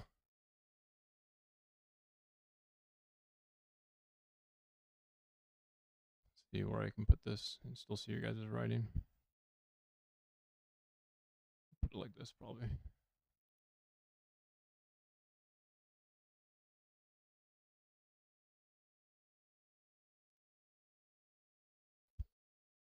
Is I need to create some bounds here, or like guide my AA prompt to not fucking discredit his work properly.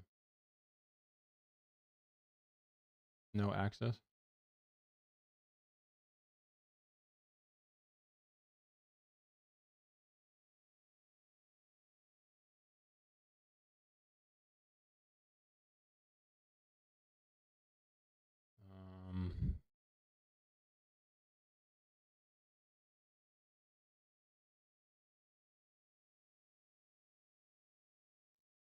So we have a few ideas going on here. He sent me a few different proposals, but I asked him to incorporate money into this because his proposal says nothing about money, which I just found interesting. I don't know how you would literally do this without money creation. So we have decentralized jurisdictions, municipal micro polities. I'm assuming that just means like political cities.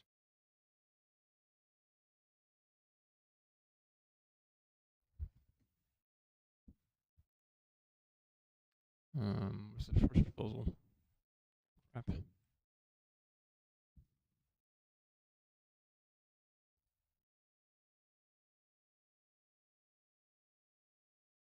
Where the fuck is it, Grand?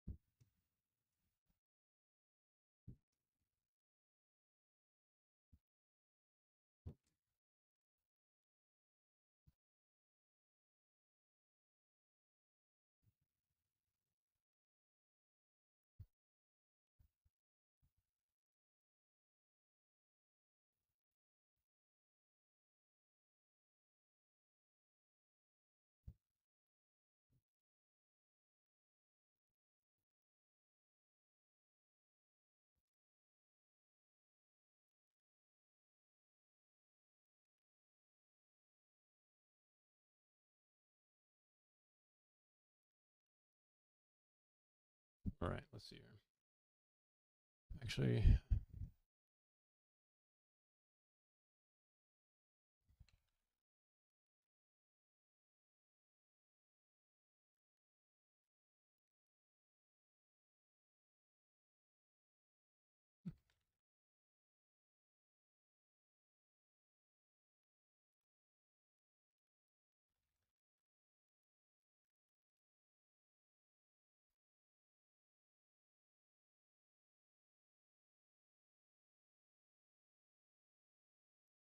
right. Maybe Ancom can fucking help me understand this fucking shit, dude. It's just so fucking like. How do I say this?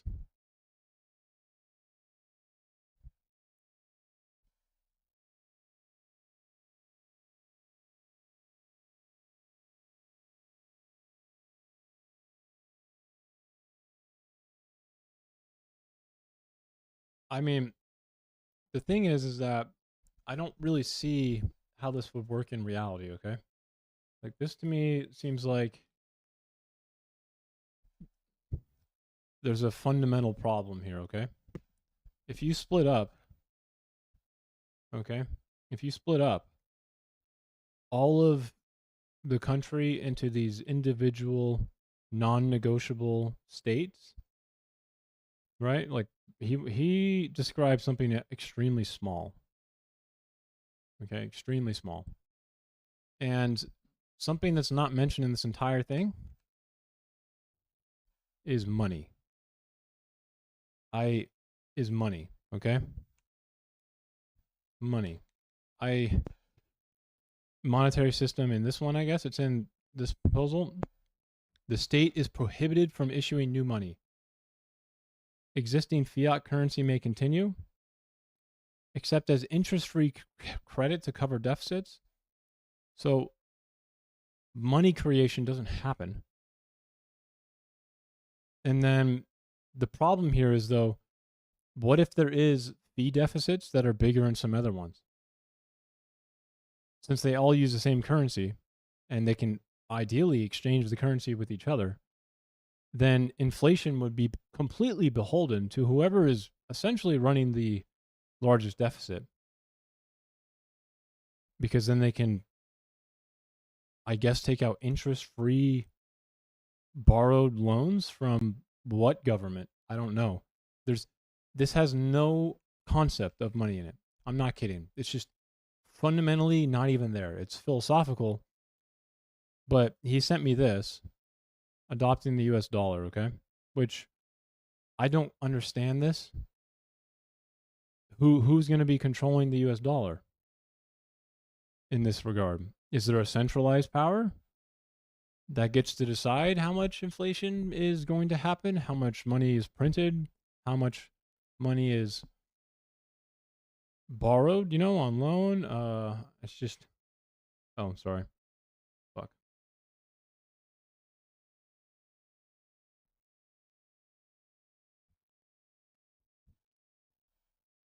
It just doesn't make sense to me. It's kind of my issue right now. Hey Hello. there. How you doing, man? I'm doing all right. How are you? I'm dissecting a anarchist, libertarian chatter of mine's proposal, actually. Maybe you could help me with that. Sure, although you say anarchist and libertarian, which historically, from my perspective, usually have left-leaning things, but in modern American parlance tend to be a little more right-leaning, so I'm He's definitely curious as to- on the latter, I think, there. I think he wouldn't call Okay. himself libertarian, but I think you're correct. It's more of a ladder in this regard. Here, I'll send you his documents real fast. This might be kind of fun. Cool.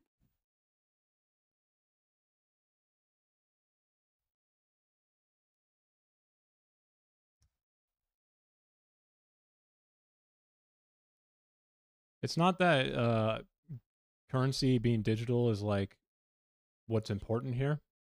The thing about government money, like what's backed by the government, is that it is a deciding entity on how much that inflation is going to happen. Because in his little structure here, again, it has no concept of money whatsoever. So if anything needs to get done, or you need to include, if a town wants to include, 100 new people, you can't just expect the money that's in the town to integrate those new people if you don't try and give loans, which is the basis of how we create money. Is the federal government borrows, which means sells debt securities to private banks, and then private banks go on to then, after a bunch of regulation, they have the deposit expansion multiplier, they have extremely stringent double entry bookkeeping, commercial entry bookkeeping, and then private banks go on to create more money.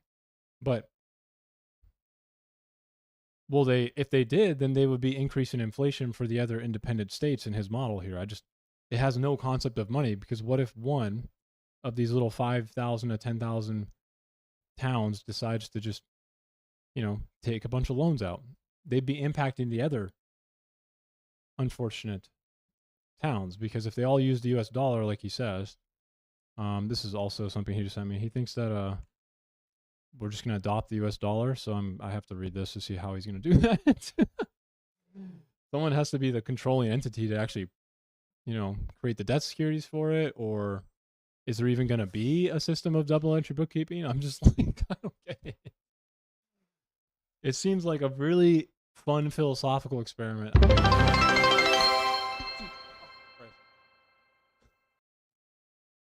Holy mother of God. Yeah, so I'm reading through this. There were 5 documents in the link you sent me, so I'm going through the proposal 1 Collins now. Yeah, and his main proposals they stem from Hans Hermann Hope, he's a very libertarian dude.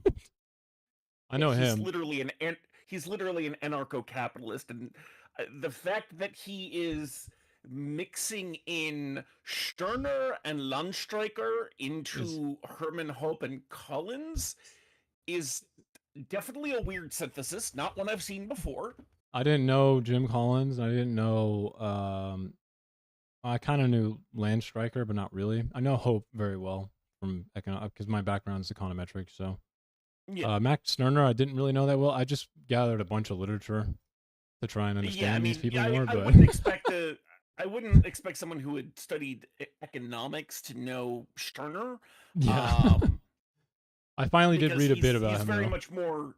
He's far more on the philosophical side than on the the economic side. Yeah. He is. Yeah. He uses Mises a lot though. Von Mises. That's not surprising.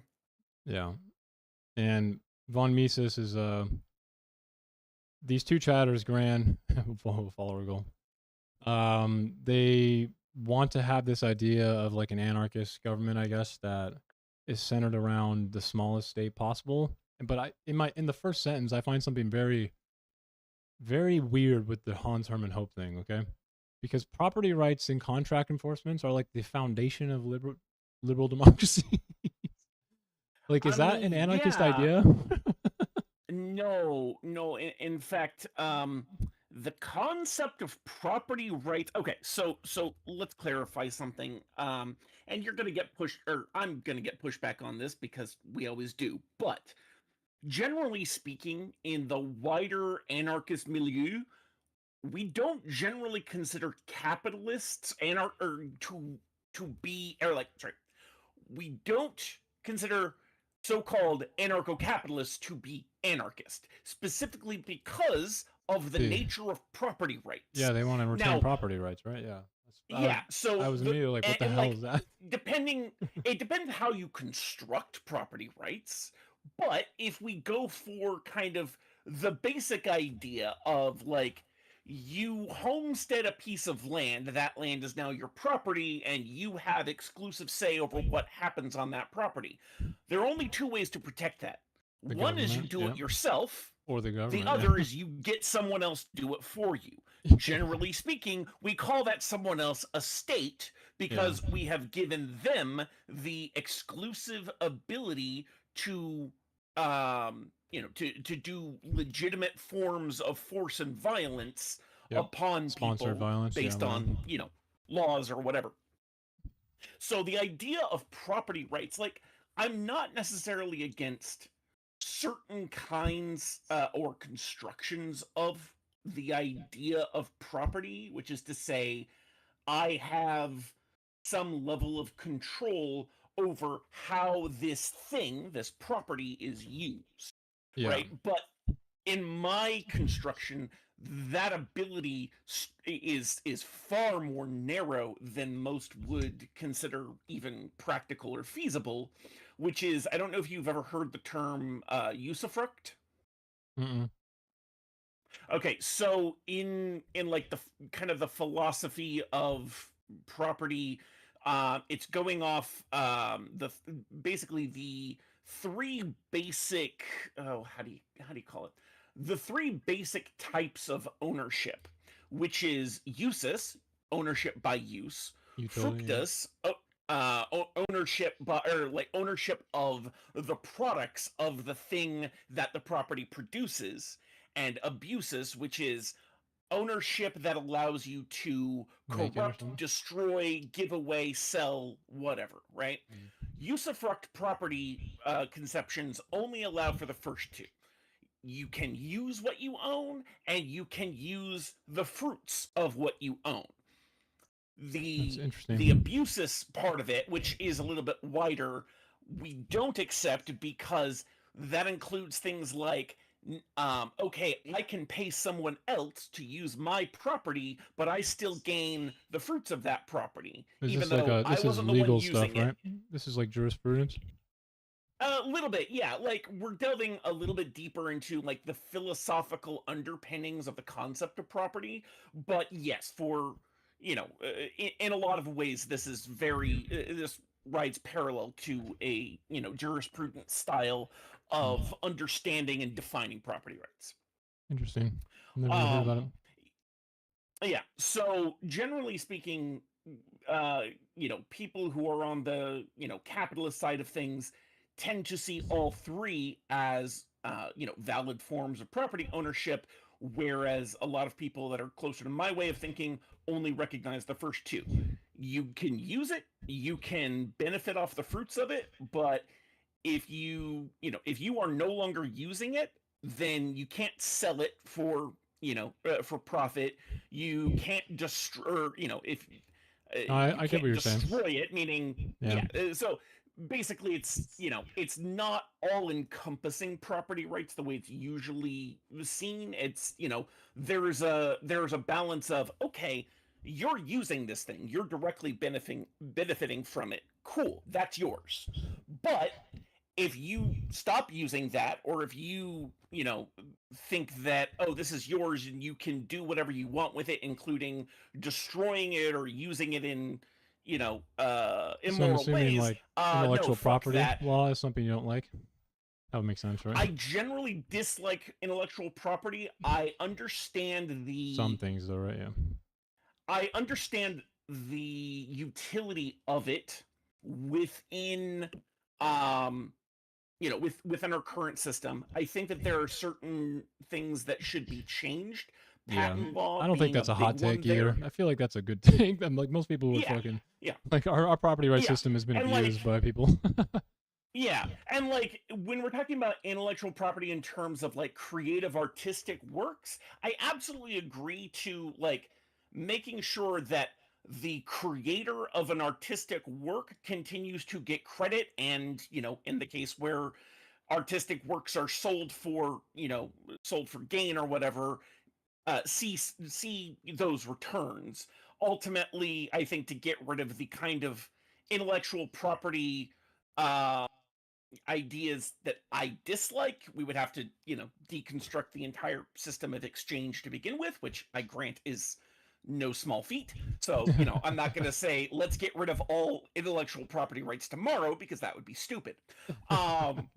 Yeah. But eventually, I would love to see us get to a point where we, as a rational human society, can be like, maybe this wasn't the best way to go in the first place.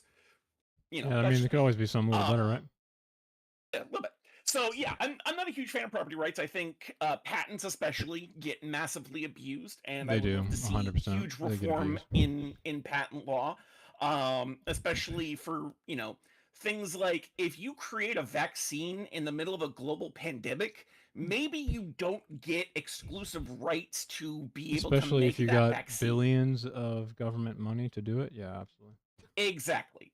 Yeah, like if Not if just a one government's money, by the way, but like multiple yeah, governments. like if your research is publicly funded, then the fruits Yeah. of that research should be publicly owned, whether that be by a government estate or made public domain, however you want to Yeah, so square that. in econ Yeah. there's like a positive feedback loop for companies that they try to say that because they try to say that private companies contribute a lot to R&D when because of pharmaceutical patents and things like that, right? But it's kind of shown in economics that companies that know that they're going to be appropriated patents tend to spend more money on R&D when they know that they're already like solidified the fact that they're the only market that can sell it. Yeah. So there's Yeah, a lot of so- abuse that happens in patent systems and things like that for sure. Yeah. So one thing I like is, have you heard of the concept of copyleft? It's a stupid play on words, to basically set itself as the opposite of copyright. I don't know if you've heard of it. Yeah, a little. That's kind of funny. Basically, the idea is that you use patent law for good. So instead of, Like you open make source, I a guess. discovery or an invention, right? And instead of just widely sharing that to everyone, then someone else can come in, make a small modification and patent that. Well, you have right? levels of freedom. That's pretty interesting. Yeah, you patent it, and then you basically give license to everyone to use and modify it as they wish, with the only stipulation being that no one down that chain can ever proprietize what they have made based on what you made available to everyone. That's pretty cool. It's like positive patenting. Exactly. Yeah, it's pretty interesting. Yeah, so there's an organization called the Free Software Foundation who really argue for this, and they argue for things like making software free, which is not to say general free of public cost, license but or whatever. free, freedom of usage, sort of thing. The internet would so, be much better if we could fucking institute this again. That'd be great. A fucking greed. Yeah. No, net neutrality, you probably remember that debate from a decade ago. Yeah, when Pi fucking ended it. Yeah, that was very much part of this sort of that's exactly what I thought of, actually. Believe it or not, was net neutrality. Yeah, net neutrality was a big one. Because companies like Verizon and all them, right? They or Cox, all the ISPs we have, they didn't fucking invent the internet, but man, they really like to fucking patent or control a lot of fucking aspects of it and then charge you way too much. Yeah. Throttle your internet. It's just and this was something that as soon as the internet came around, because so here's a funny little thing. The very first iteration of consumer accessible internet went over what particular medium in order to be functional? Particular medium? I thought it was like military stuff, right? Wait, say the question one more time. Sorry, I'm talking about specifically consumer accessible internet. What medium did it have to go through? Yeah. I'm actually not sure. You mean are you talking about Netscape? Phone lines, yes. I'm talking about phone lines. Yeah, you're right. Yes, yeah, that was the infrastructure that created the first consumer accessible internet. Now, phone lines have been for a very long time considered to be a what do they call it? Not a public resource, but there's it's classified differently than the internet for sure. Yes, yeah. The telephone is, even in today's more modern era with cell phones, telephone service is considered a public utility, and it has very strict regulations about what service providers can and cannot do. Internet providers, internet access, don't have that same level of regulation, even though I think they should. Because it originally ran over phone lines. Most people access the internet through things that we call phones, and even later things like cable TV turning into cable internet. Telephone companies doing dial-up service, and then DSL, which ran over phone lines, and now they have things like fiber optics, which is stuff that they've had to install. All of this shit has been built atop public infrastructure for as long as it has existed. I worked at Cox Corporate, so I know this pretty well. Yeah, Cox Corporate is fucking awful, bro. They literally just go to a city, they'll go to a new development for a city, and they'll go to the fucking town hall, and they'll just go, we'll dig the ground for you. We'll give you money to do that, and we'll put our lines in, and then you have to use us only. And you're just like, how's that even fucking possible? And that is one of the things I hate the fucking most. So it shouldn't be like whenever that, I move, I have to include what internet service providers are available in the area in my calculation of, do I want to move here? Because of that exact fact. And in most places in the US, you are under what is essentially a duopoly. You either have the telephone provider that does fiber service, or you have the cable provider that does cable service. Those are the only two that most people have access to. There are wireless providers, and like there's things like Starlink and shit like that, but none of those are as fast, reliable, or Yeah, they're low not latency they as don't the meet hardwire shit. the barrier, or sorry, the threshold yet to be like useful. Yeah, I mean, if like Elon Musk they're stopped great doing in stock they're buybacks, great maybe he in would have the areas where product. you don't have that access to, hard local infrastructure, but in places that we have that infrastructure, it's fucking crazy. And so like and the fact that they do exactly what you said. They go to towns and cities. They say, Yep. "We'll do all this work. We'll put in all these lines. We'll give all of your residents access to internet, but only if you give us exclusive, rights." And then they just keep renewing that agreement every cycle, ad Yeah. infinitum, and The moment it's I fucking kind disgusting. of got put on the blacklist, by the way, when I worked at Cox, was the moment when we started introducing the cap on internet download per month, right? So you have to pay extra to get the unlimited internet data cap, right? hmm I was I like in a meeting at work, I fucking I didn't know it wasn't muted, and like one of the fucking ladies, the VP of I think it was the VP of sales, I can't fucking remember. She's from Atlanta. And like Yeah. they said, we'll just tell customers that because of the bandwidth, where we can't really handle all of the people online as it relates to today. And I'm just in the back going like, that's fucking bullshit. Yeah. She didn't like that. I'm Yeah, just no, like, it's this sounds it's like your horrible. freedom copy left thing would probably inhibit that, because the thing is Yes. they're kind of just making money off the fact that they can say things like, well, we think of it like a pipe with water, and I'm like, guys, the lines are Which capable of water doing the service largest is a speed. public utility. Yeah. But the way they phrase it is so predatory, bro. They like Yeah. the lines are built are put in the ground with the ability to handle whatever speed your top speed is, right? So what they do is they just put like a fucking limiter on it, and then they're like, this is to help bandwidth. Yeah. I'm like, that And, is like, okay, ridiculous. to a point, like from now this is where we get into my expertise because I work in network infrastructure.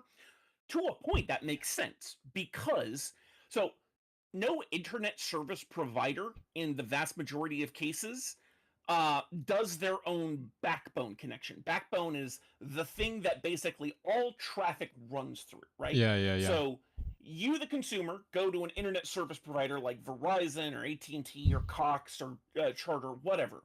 They then go on to a backbone provider. Most people don't know these. There's like, actually, it's been a while since I've looked them up, so I can't remember their names. But they're the invisible giants that make everything work. They're the guys who run those undersea cables Yeah. that allow internet all around the globe, right? They have a limited bandwidth, yes. I'm because assuming they bandwidth do, isn't yeah. infinite. But the amount, like the size of the pipe they have is so incredibly massive that it would take the entirety of the world, all streaming from Netflix at once to fill that shit up, because So that's what in my head, I'm oversubscribe. like this community. I'm like, what if they all bought the highest thing? I'm like, there's no way it would overload the band. No. I'm like newly put in the ground fiber, and I'm just like, you guys are just, what they're doing is they're like at Not Cox. to mention, not to mention there are not expensive ways to parallelize a lot of this. So like, even if, right? Okay, so every single person's, let's say, an entire neighborhood has fiber, right? Every endpoint to that fiber goes to a box somewhere, right? Yeah. This box is a switch, basically, and it connects to another switch and a router, and goes on to the rest of the internet. That switch, sure, it only has a limited capacity, but you know what's really pretty easy and not that expensive to do? Upgrade the goddamn switch. Yeah, they Because get plenty of money to they're- not do that. Yeah, like they're the kinds of network technology today to handle the kinds of traffic that an entire neighborhood at full capacity could produce is still under what like our top tier networking hardware can handle Oh easily. my god! Look at this. I mean, I remember Oh, the amount of debt securities that Cox gets just being extreme. So like, mhm. it's not like they don't get enough government money to just go ahead and do that. What you just said, upgrade the damn boxes. Yeah, I mean, it's a lot of these companies just take money from the wealthy government that we have, and then they straight up have no obligation to fucking do anything other than do like stock yeah, buyback. That's a yeah, $750 million matured fucking loan at 8%. I mean, at least it's a high percent. At least the government yeah, made fucking money on that, but yep. just ridiculous, man. Yeah. So going back to the document you sent me, like I'm on, I think the second page, and I already found a huge gaping problem. Right. So it says the resulting egocentric governance model is a voluntary market-based framework treats the state Mm-hmm. as a service provider rather than a coercive monopoly. Two core principles: one, voluntary protection of property. The Yep, only non-negotiable service that the state offers is the protection of, and here's the key term, legitimately acquired property. that's what I felt that was weird as well. That's not just weird. The problem is that that is an incredibly vague definition that now Of you have property. to ask, okay, who determines what counts as legitimate acquisition of property? Now you have some government governance that's not voluntary for sure too. Exactly. Yeah. And so like as soon as you have to have someone to define that term, then you get into problems because then you have to ask questions like, okay, well, if I bought something from someone else and I didn't know this, but they stole that thing from someone else still, is this still my legitimately acquired property? You need to A lot have of something people to I think protect would, that. Some yeah, government and a lot centralized of thing. people might argue no, but then if you move the theft down a link on the chain or two or three or four, at what point did it become legitimate? And like then you have to ask some serious questions about, okay, how are we defining legitimate acquisition, and like how do we enforce that for people? And it gets into a lot of questions that become very hard to answer unless you have a state that It can make those also determinations wants and open enforce them. source governance tools to enforce these things, which I found a little. I mean, it's not like open source is bad. I like No, obviously we like open source, but to have the you know whatever centralized thing is going to have to organize things to like determine these legitimately acquired properties. Like if it's all open source, I mean, would that impact that at all? Let's see. Enable self um, organization. yeah, so open source is an interesting one here because just because everyone can see the rules and can even make changes to them and implement them elsewhere, or even suggest those changes be put into the main set of rules, like it's still a set of rules Mm-hmm. that someone is agreeing on, unless this is like a fully 100% democratic And not process only that that, but the everyone cases agrees. themselves, when people have to, well, let's say they're in a suit with each other, you know, like if it's Yeah, all fucking seen, I mean, I just feel like this is going to create a bunch of problems where people are going to have like their, because part of your defense is is honestly a rhetorical tactical thing. I mean, it's just like everyone's going to have what, like complete vision into your fucking case. To me, yeah, it seems and weird. like No yeah, privacy there's whatsoever at that point. exactly. There is definitely a massive concern regarding privacy. Like, yeah, so you can make all that shit open source, but like, But they're also there are independent still agencies, I plenty guess. of Like it says there's still below, plenty of situations where privacy is, should not only be it's desired but tantamount. Yeah. guaranteed. Yeah, it's And tantamount of like, that. Yeah. yeah. And so like you do usually have to create some sort of um the compromise between openness and privacy, and like Not only that, generally but it's speaking, voluntary, right? So it says on the fourth yeah. step there below that citizens have the unconditional right to opt out of anything. So you don't even have to adhere to a legitimately acquired property violation, I feel like. Doesn't make sense. Yeah. You just move to a and, different like, area, now they have no control over that? Like, what if you stole something and then you just move to a new jurisdiction? yeah, and that's where the enforcement comes in, because ultimately, like they're saying they want to treat the state as a service provider rather than a coercive monopoly. But That is coercive in and of like, itself, I feel like. it's still coercive. Like, enforcement is an inherently coercive act. No matter what you are enforcing, Yeah. the fact that the root word there is force, Yeah. that is a coercive act. I don't think Regardless, enforcement is necessarily bad either, right? So that's kind of the thing. No, like, I don't yeah. think it's necessarily bad. I think it's feel like just- his document like kind of implies that like it's not just connotatively, we think of it as bad. In this document, I get the idea that it's quite literally denotated as just bad no matter what. Yeah. And like coercion, I would tend to agree that I strongly dislike coercion. Yeah. I think that, it should be minimized as much as possible if it can't be eliminated entirely. Yeah. But like It's whenever kind of like you my have argument in a debate, yeah, when whenever they you asked have me a what my views disagreement were. in views, especially about what to do over some object, or what to do, with regards to a person who has, committed some heinous act, and you have disagreements about that, eventually, somehow, someone's gonna win out. And coercion is going to be employed in that process somehow, unless you can build in things that specifically address the litany of issues that come with how to resolve those disagreements in a Or you'll just get non-coercive way, violence. because that's really hard to do. Yeah, It's or you just get possible in most violence. cases. What? Or you just get violence if you don't do that, right? So Exactly. That's not something you want. Yeah, like like I said, eventually coercion is going to win out.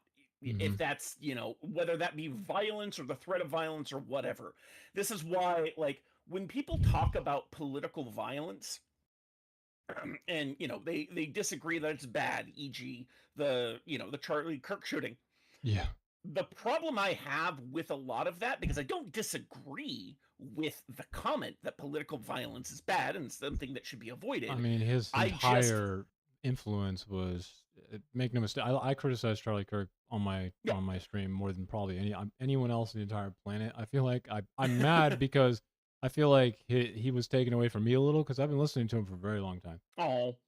And it's not because because I say nice things about him. He honestly was one of the most influential figures to get, like, the probably tens of thousands of women now in this country who have either died or now gone through traumatic, like, he's instrumental in a lot of political violence that isn't just seen in this very abrupt, fucking shooting, which is awful. But like, who's gonna it is true that political violence enacts itself in a lot of different ways, I think is probably what you're leading to, right? Yes, I'm pointing out that, like, political violence is damn near omnipresent in our society, right? Because it's everything. And a lot of people disagree with me when I say this, and I get why. But I still think this, which is that someone demanding rent for you to have a place to live is a form of political violence. 100%. It's not one that most people recognize as such, but if you think about it, right, your ability to live in this place is dependent on the property rights of the person who owns it. They and just think it's them okay giving because you... connotatively they think of the whole exchange as being good, right? So violence, exactly, kind of, yeah, they see it as an exchange, not realizing that it is not a free exchange. And by free, I mean free from coercion. Yeah. You cannot have a free exchange if there is coercion in there. There are plenty of ways that we do free exchange all the goddamn time. But most of the things that we do in our lives and our day-to-day interactions with other people, when they are exchanges, and I think a lot of people don't even realize when exchange is happening, those are coercive by nature. Now, that doesn't necessarily make them bad. I But tend to it can get I to a tend to see level those that is as, egregious, right? That's the main yeah. problem. Yeah. I tend to find them less than great, and I would like to get rid of them if that is a possibility. This is I something that I think it like in might Marx be. in Das Kapital. You know, most of the time he spends writing in that book figuratively about how like capitalism is like a You know, bloodsucking vampire, right? suddenly it makes perfect sense to me that someone who studied economics liked Capital because it's a giant economics textbook. It's so big, bro. It honestly is probably the manual to understand capitalism. It's the best I mean, capitalism book out there. if I'm not mistaken, Das Kapital is the work that coined the term Yep. capitalism. Yep, it is. No. So, like, it is all of like, the inner machinations of capitalism are like very I mean, if you can get past the sum, I mean, every now and then, more than every now and then, Marx will figuratively describe his feelings on it, but something like the extortion rate is, I think, apt here because Marx describes, you know, surplus value and the extortion rate not in any qualitative way. He does it simply in like an academic and like just straight up numerical way. So the qualitative Yeah. part can come afterwards, which I found really interesting because I think it's a really good way to show how in a mixed economy and a capitalist society, we're perfectly okay with extortion rates being not egregious and we'll call them Yeah. fair. But as soon as extortion rates become like I asked someone on my stream where I was like, the extortion rate doesn't mean that it's bad or good. But then I was like, here's two scenarios. You have an employer who gives you 5% of the total, you know, surplus or sorry, of the total surplus value, right? And then you have an employer who gives you about like 60% or something and takes 40% off. Most people would hear the 5% of you getting paid off the total amount and go, that seems really wrong. You know, it's almost slave labor at that point, right? But then the other one, you know, you get paid well, and there's a point at which the extortion rate actually becomes kind of okay or good or bad, or people prescribe like or describe prescribe like qualitative rates to it. So in this circumstance, like you're saying, we do exchanges all the time where we just find the extortion acceptable, and I don't really think Yeah. that's a bad thing. It's only when Like, we I would feel like like to our condition minimize that. is egregious. Yeah, like I would like to minimize that because egregious is very much a subjective judgment, and like, yeah, 100%. people can absolutely be okay with a certain amount of extortion, but like, Exploitation rate, yes, exploitation rate. Sorry, yeah. yeah, exploitation rate. And people can be okay with that as long as they aren't struggling to live their lives while they see these ultra wealthy assholes getting married in the middle of an ocean on a goddamn super yacht. That Just and as an like even example. people who make good money, right? Even people who make good money right now, after, you know, they want to have the expectation of what was told to them, what their parents had and their grandparents, right? And the Yep. reality is like disconnected from it. It's completely delusional because even if you make good money, you can't even get close to buying the same type of property. I mean, we're talking like after, you know, health insurance if for a family of 4 takes away 20K of your fucking 150K, right? Like it's just Mm-hmm. that is the part where I think that people are like the reason we have Trump in as a president, I think, is because that very fact that like our liberal democracy right now is not performing to the expectation of what we thought it would be. So people are just upset. Everyone is upset, progressive and conservative alike, and they just want to break Mm-hmm. everything, right? So it's like a natural reaction to it when you feel like you're getting exploited too much. And whether or not it's a very poor person or an average, like a normal person who's making good money, they still are just not getting anywhere close to the reality that they have for the expectation they thought they would get. So Yeah. I think the exploitation rate we have right now in our country is not good. Like we have bad government policy right now that enables extremely unequal fucking extractions of wealth from our government, and then they can just leave the country, not pay any Yep. taxes, and then just sell it back to us. It's just like it Yeah. makes no sense if That's you want a sustainable future. For sure. Yeah. No. Like, our government, and I would argue capitalism at large, is not built for stability. Like, there are plenty of ways that you can constrain capitalism to extend its sustainability, but unfortunately we also see this pattern where as those restrictions are well, okay. So let me try and start from the beginning here because I've got to actually verbalize my thought process on this. So, like, sure, you are in hypothetically a constrained capitalist society where the exploitation rate is within most people's level of acceptability. The one thing that capitalists generally try to do is increase their profit margins because Yeah. that is one of That's the the incentive. basic ideas, Yep. basic incentives of capitalism. And when you are in a regulated society, one of the easiest ways to try and increase those profit margins is to decrease the regulation upon your enterprise. And Sometimes. so, that's why I said one of. There are lots of Yeah, ways yeah. to do it, but I mean, one of the it depends on the incentive as it relates to like short term or long term. Like I remember Hajun Chang yes, giving an example of if like imagine a fishing village that Mhm. had its entire economy in Japan was based off of fishing, right? Yep. And because the town is growing in people and it's such a vibrant fishing economy, he essentially proposed the idea that the profits that all these fishermen are getting are, they're competitive, whatever. As it grows, they're going to start overfishing. And he's like, hmm so what's going to happen if you don't regulate the fishing market there? The problem is that profits are actually going to fall at some Yeah. point. So it really depends on how your government guides, I think, the capital a little bit. But at the end of the day, Yeah. capitalism doesn't have an inhibitory mechanism to stop itself from Yep. consuming that. So, Yeah. which is a big problem. One of the biggest problems of capitalism is the contradiction between availability of supply and overproduction, because Yep. that's one of the Yeah. things capitalism tends toward is overproduction, Yep. but it doesn't keep, like, it uses the market to determine how, a To particular invest again, resource is reinvest. Yeah. valued. Yeah, rather than looking at that resource's long-term benefit What you within just an said is environment. perfect because we can actually just accurately describe the market right now. Because right now, no investment is happening because everyone's paralyzed by Trump's fucking retarded decision making, which is completely unconstitutional. But the only place that is Mhm. getting investment is fucking AI. Like 7 companies Uh-huh. in the fucking S&P 500 right now. Like the market right now is being absolutely retarded with how it needs to reinvest money. It has no idea what to do.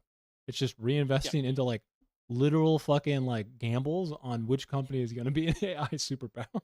It- seriously, AI just is giving me strong Dutch tulip fever vibes. Am I 100%. wrong? No, you're not. It's not. It's literally just like fucking regression analysis with like, complex matrices. It just has like a nice fucking inviting tone now, but it's not really that different. I think quantum computing will be the moment that like it kind of proliferates AI to be something much more than what we think it is right now. But it's Maybe. not like that complex. No, like, yeah, it is, AI itself is like not that complex of a technology when, when you break it down to its fundamental components. Like, yeah, the matrices are insanely complex and Yeah, multivariate, they but are extremely complex, but they are just fucking matrices with like stochastic fucking functions on them, and then you it's use basic, like, regression analysis. AI comes down to a very complex set of statistical analyses. Yeah, like inputs and That's it. outputs that go crazy, pretty much. Yeah, like it's literally okay. Here's all the statistical data from our training data, and then we get a little bit more statistical data from our prompts, and then we give the statistically most likely outputs based on that input and training data, and Yeah, and the boom, you're better done. computers we have, the more inputs you can put in. It just starts getting a little crazy. Exactly. So, like quantum computing, I think will be the moment that we start seeing some extreme progression because quantum Yeah. computing is just obviously can do a lot more. I mean, when it's not erroneous. Right now, what is Yes it and like no. every Quantum 10,000? computing is something a lot of people don't understand very well because it has a That lot to do with the incredibly weird physics that is quantum yeah, mechanics, and like the that entanglement shit. thing. Well, it's more than just entanglement. It's superposition. That's the really Yeah. big one. Superposition is fucking wild. So the fact qubits that can a exist. particle- Obviously, is ones Yeah, and the zeros, fact that a right? quantum object can exist in multiple states at the same time, and that at the macro level, all we get to see is what Bigger is the computation. statistical Yeah. average of all of those states. That's It's a how bigger quantum computational. computing works. Yeah. So like I'm pretty sure if you said you worked in network stuff, right? So like bit rate or encryption keys, right, are like 256 bits. And I Yep. already know that a lot of banks are already working on how to protect themselves from quantum computing, but I feel like the computational increase that'll happen from quantum computing whenever it becomes more like less erroneous, because right now, if I remember correctly, it's like 1 for every 10,000 computations it has an Yeah, error, which well- is just ridiculous. It's not good at all. To be entirely fair here, there are encryption algorithms that are quantum resistant, so that so the reason quantum computing has such a high potentiality for breaking many of our current encryption schemes is that they are based on something that for us is really hard to compute, which is a lot of these encryption schemes, if you dig down in the math, because it's very complex, but at the bottom of the math, it relies on taking two very large prime numbers and adding them together. Yeah. And and like the whole point is that you have to know, or actually no, it was multiplying them together. Anyways, the whole point is you have to try and figure out which two giant prime numbers made this incredibly huge Yeah. semi And quantum computers are pretty good at yes, doing, and so doing there computations. is a particular algorithm that allows a quantum computer to very quickly spit back out the two primes that went into making this very large semi-prime, something that classical computers can't do, because the way we figure out primes right now is literally, can it be divided by this? No. Divided by that? No. Divided by that? No. And we just keep going through that iteratively. Yeah. Whereas the algorithm, when ran through a quantum computer, can take advantage of that superposition that will end up averaging out to give us the correct result. Like, it basically computes all of these results simultaneously and spits back out the correct one, because that was the one that statistically averaged out the best. Do you think quantum computing would increase AI's capability quite a bit? I think it has the potential to, but I don't know by how much. Yeah, there's no way to know right now. There's no application for it. There's no connective application. I don't know how well the algorithms that current machine learning models. Oh, because they might be made for they might be made for our computers right now, right? Our What's that? I didn't really think about that. The algorithms we have right now might be made for AI, might be tailored, optimized for regular computers. So yeah, they're going to be they're going to be made for our current computing system. Really so we would need to come up with completely new algorithms that are optimized for quantum computing, which isn't to say those don't exist. They do. But we don't have computers with a sufficient number of qubits at this point that can run them effectively. And like, we're still, people think quantum computing is around the corner. It's really not. Like, it's been speeding up, absolutely, but like, to the point where we can have entire entire server farms that are just quantum computers, or some hybrid of quantum and classical. That's still, at least 10, if not 20 years away minimum, I think. Yeah, I what is that NASA fucking 9 level? It's definitely not even close to being in the regular home whatsoever. Nope. They're kind of, all of them are kind of just doing like their own version of like how to brute force it, right? I think Google's doing the brute force of just like size, and then for quantum computing in particular, and then what IBM's doing Watson, which is something different, and then I can't remember all the different ways they're doing it, but they really are kind of just throwing darts at the dartboard still, it seems like, a little bit. Yep. I've been like skimming through this adopting the US dollar as legal tender document you sent me just out of curiosity, and I'm going through this. I'm like, literally all of this depends on the economic and political stability of the United States, which is at a fucking teetering point right now. This is Yeah, it a is. bad idea. I mean, for his society though, it's supposed to be tailored for his society. So I'm pretty sure he thinks that the United States can break up into a bunch of these little egocentric governance things, and then they can just use the dollar, which doesn't make sense to me at all. No, because the dollar. So all fiat currency is based off the same thing that all like states are based off, which is the monopoly of violence, And and debt, on the international the stage, the ability to military act power. on debt, the ability to act on debt. Yeah. Yeah.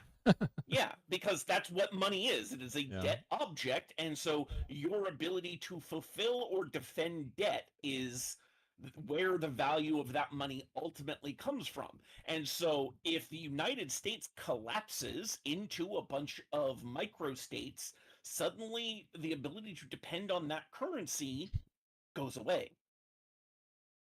Wait, the government cannot generate revenue by issuing its own currency? All money supply comes from the reserve system. Well, I don't really know how to say this, but most money in the United States is not made by the government. It's made by private No, banks. it's made by banks. It's made Yeah. by private banks. So like the very small amount of it, and then banks have to follow a 10% required reserve deposit, right? And the first initial borrowed loan that a bank buys will end up being 10 times. Federal Reserve is not a private bank, no. The Federal Reserve is No, and like even if you were to assume that the Federal Reserve created all of the money, which it doesn't, it doesn't, yeah. you have to remember that like the money they create and loan to banks, that has an interest rate associated with it. Then when the banks themselves make loans to other smaller banks or to consumers, that has additional interest on top of it. All of this interest is piling up. So like even if you count just what the Federal Reserve creates versus the entire creation within the money supply in the course of a fiscal year, it's a tiny fraction. Yeah, the interest too, with the system we have, it's almost impossible to default because when the Federal Reserve borrows and sells a loan to a private bank, once the bank gives that out as a loan, and then once they receive money after that, they are required to take 10% of the deposit and put it into a reserve account. And what that does is it equals the initial reserve, and banks have to then adjust, obviously, with the interest rates of the Federal Reserve. So this essentially eliminates the idea that the amount of interest we have in this country is going to be larger than whatever amount of money is created after the fact. What can happen is private banks can default, and then the government will have to just borrow more, spend more money technically, which has an extremely large inflationary effect depending on how much it has to do. Federal Reserve is just separate from the government, no intel, because we didn't want the government to have, unfortunately, partisan control mechanisms over the way money is supposed to be dealt with in the country. It's honestly a really good idea. And also, it's the Federal Reserve is not privately owned or publicly owned. It's a hybrid. Like it's the reason we do that is because right now, if it wasn't, Trump could probably have already changed the interest rates to like -5, and then the government would go even more into a deficit because it would make no money on any of the loans it gives but out. we also do have information about what private entities hold. Yeah, we have stake complete in the Federal information Reserve. about it. Yeah, like That's that. that's all public information. I just showed debt securities for Cox Corporate like a few minutes ago. If you weren't here, Yeah, and it was $150 million. It's very easy to see. yeah. Like all of that shit is private information, and like it's complex information because it's spread across a lot of hands in a lot of different ways. Yeah, but it has that's to not follow them this. trying to make it hard to see the ownership. That's just the reality of a massively complex financial system. And it has to follow this, right? So we have a very specific, very regulated book entry system when it comes to taking out debt securities. There's problems when people buy securities secondhand, as in like if you go to a external market or a second market and then buy debt securities. But at the initial point, you can't just like take out money from the treasury or take out a debt security without being like fucking qualified. It's not possible. I mean, but that's the thing is there is They represent the buy-in government, both though. They're- from the government and from the private entities. Like everyone who has a huge stake in the economic workings of the country also has a huge stake in the functioning and stability of the Federal Reserve. I Mhm. like, and I It's all to a point, I incentivized, yeah. agree with you. Like having all of this shit controlled by a cadre of wealthy investors, maybe not the best idea, but that's for different reasons, right? I'm not saying that like this is a giant conspiracy.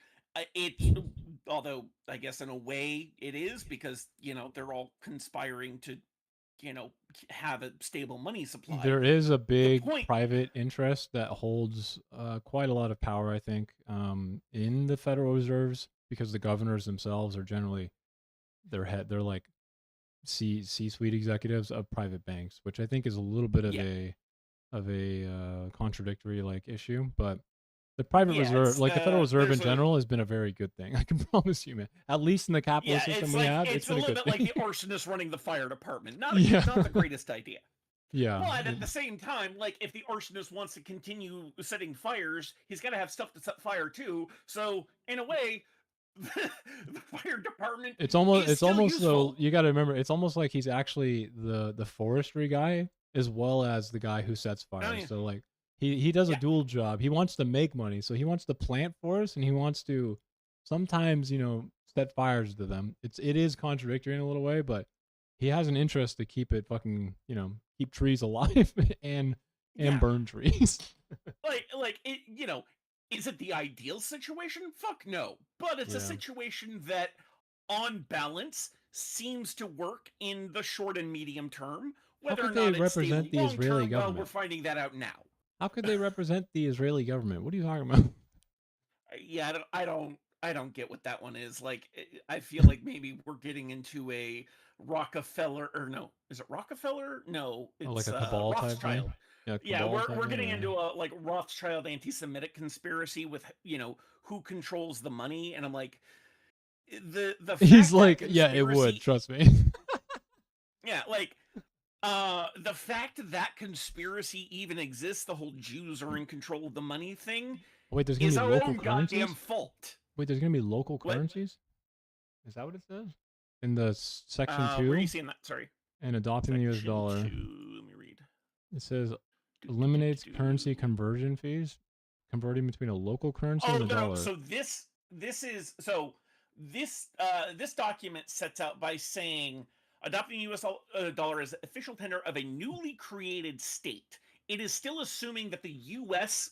State exists. So like this document is more for say St. Kitts and Nevis decide to break away from one another, and now Nevis is trying to figure out, okay, what currency should we use in our new government?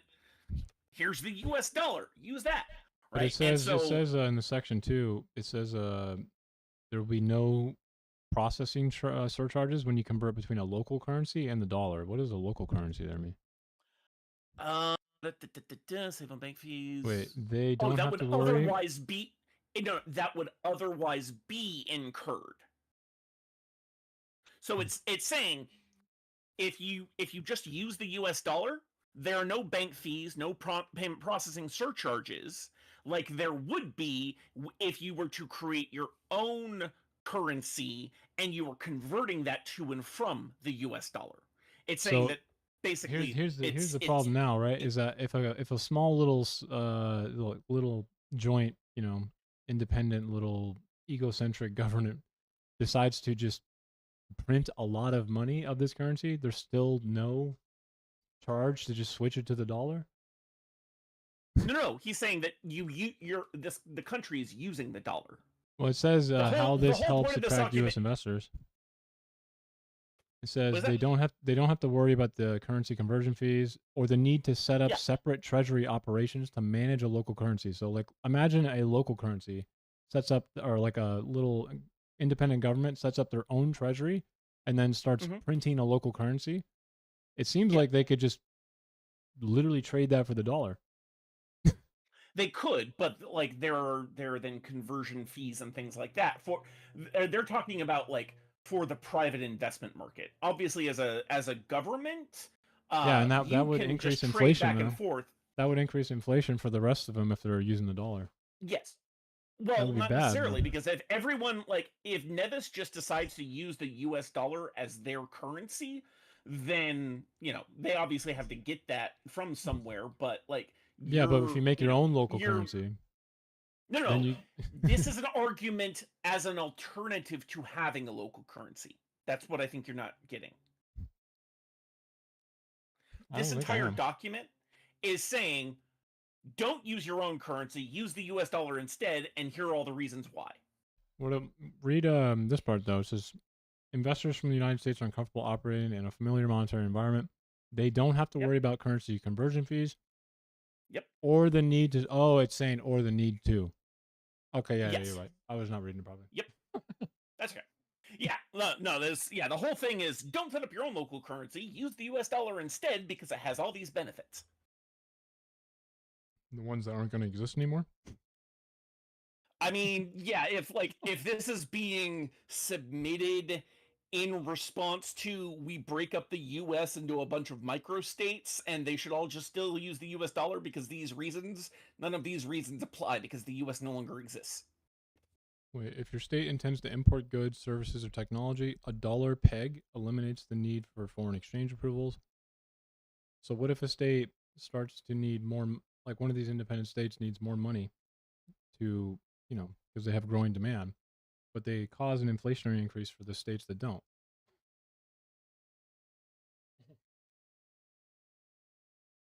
It's weird. That it's completely reliant on the private enterprises in them.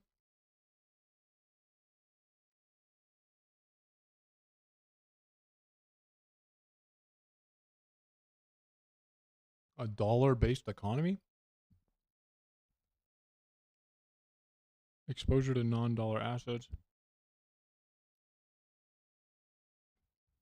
Your government or private firm can issue bonds denominated in dollars. That's what it says. Holy fuck. Sorry, I was distracted 1 second. Easier issuance of debt. Your government or private firms can issue bonds denominated in dollars. That is essentially printing money, needing a local currency rating or a complex currency swap structure. Yeah, without needing those. So that means they can issue mean- bonds though. They can create money. Well, I think issuing bonds in this case is getting people to buy public debt as a way to fund their government. I don't Yeah, and think if the one issuance starts of doing that a bonds lot- itself creates the money, is it? Yeah, if one starts doing that a lot though, it will Yes. increase inflation for the rest of these little separate societies, and they're not going to like that. Yes. No, most of the time, if we're assuming that the U.S. still exists and this is a state somewhere else, which is why I've been using Nevis as an example because it's just a random one I thought of. If Nevis issues a bunch of bonds, right, the amount of bonds they're likely to issue is minuscule in relation to the amount that the U.S. already has, right? So they're not going to affect inflation in any significant way. I guess it depends on how big the city is or the little state. Yeah. But I have a hard time Like thinking they can if somewhere integrate. like China, decided to swap over to the US dollar tomorrow, that would be a bigger problem. But, a relatively small state doing this would be They can't do that. They can't do that. No, I can't. Yeah. No, I know. The U.S. government wouldn't issue them bonds. Yeah, I was just giving them as an example because Yeah. that is why the US government wouldn't do that. It would create so many fucking problems. Yeah, and who's going to be... I'll just defend the so-called Nazi bank theory. Won't even bother to argue about it, why it's so stupid that's offensive to say. A few families control most banks. Oh, God.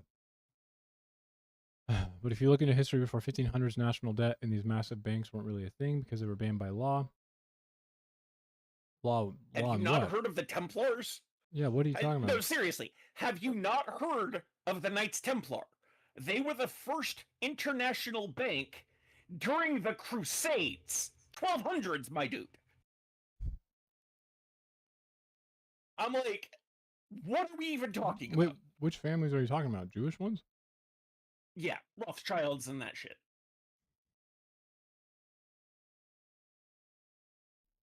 Which family are you talking about? You keep saying one of these families.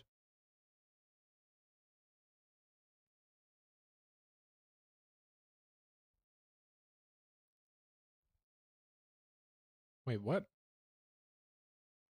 Resisted until the 1800s? What in the world are you talking about? I mean, really, it was the 1910s and 20s with the what was that? The Bretton Woods 1800s were Agreement. plagued with fucking crashes and fucking bank runs because this country was it's very volatile when it came to its currency and its Well, fucking. we were volatile. Europe was volatile. Like everyone was fucking volatile, and all of that constant, international political and military conflict was hell on the markets of Europe and the Americas at the time. Like, Yeah, like the War of 1812 fucking bankrupted fucking both countries, right? yeah.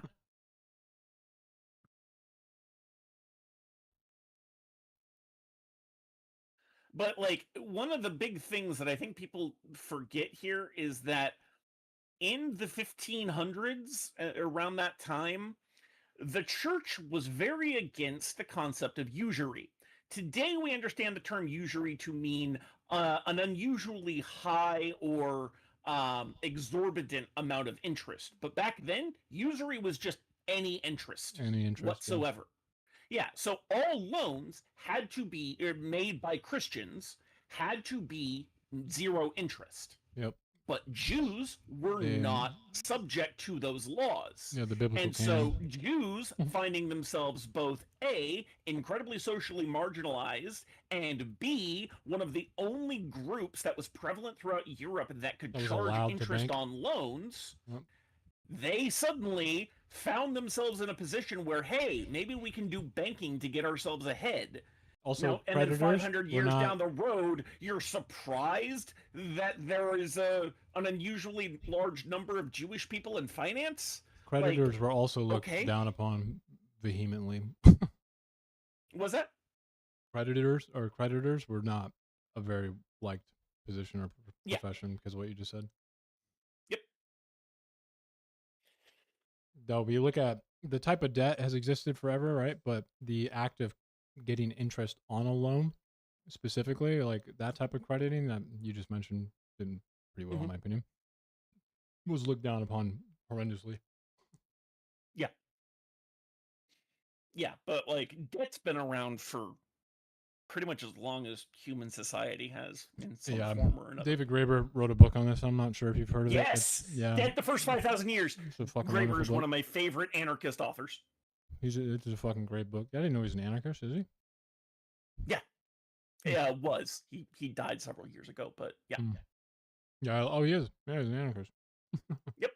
Yeah, but Debt the First 5,000 Years. That's a great book. It's a fucking wonderful book. A history, or what was it? It was shit. I always forget the name of the book, but it was something like Utopia short Rules? history of something. I don't know. The beginning of everything.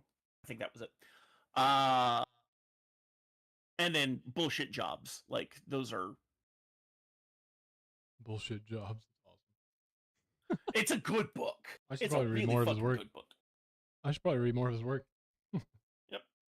One I haven't read, I didn't even know existed, was the Utopia of Rules. I will need to read that. Yeah, but Debt the First 5,000 Years is just fucking glorious. And it's funny because he wrote Debt in 2011 around the time, or rather, he published it around the time of the Occupy movement. Bullshit Jobs was actually largely based on, or at least inspired from, the Occupy movement.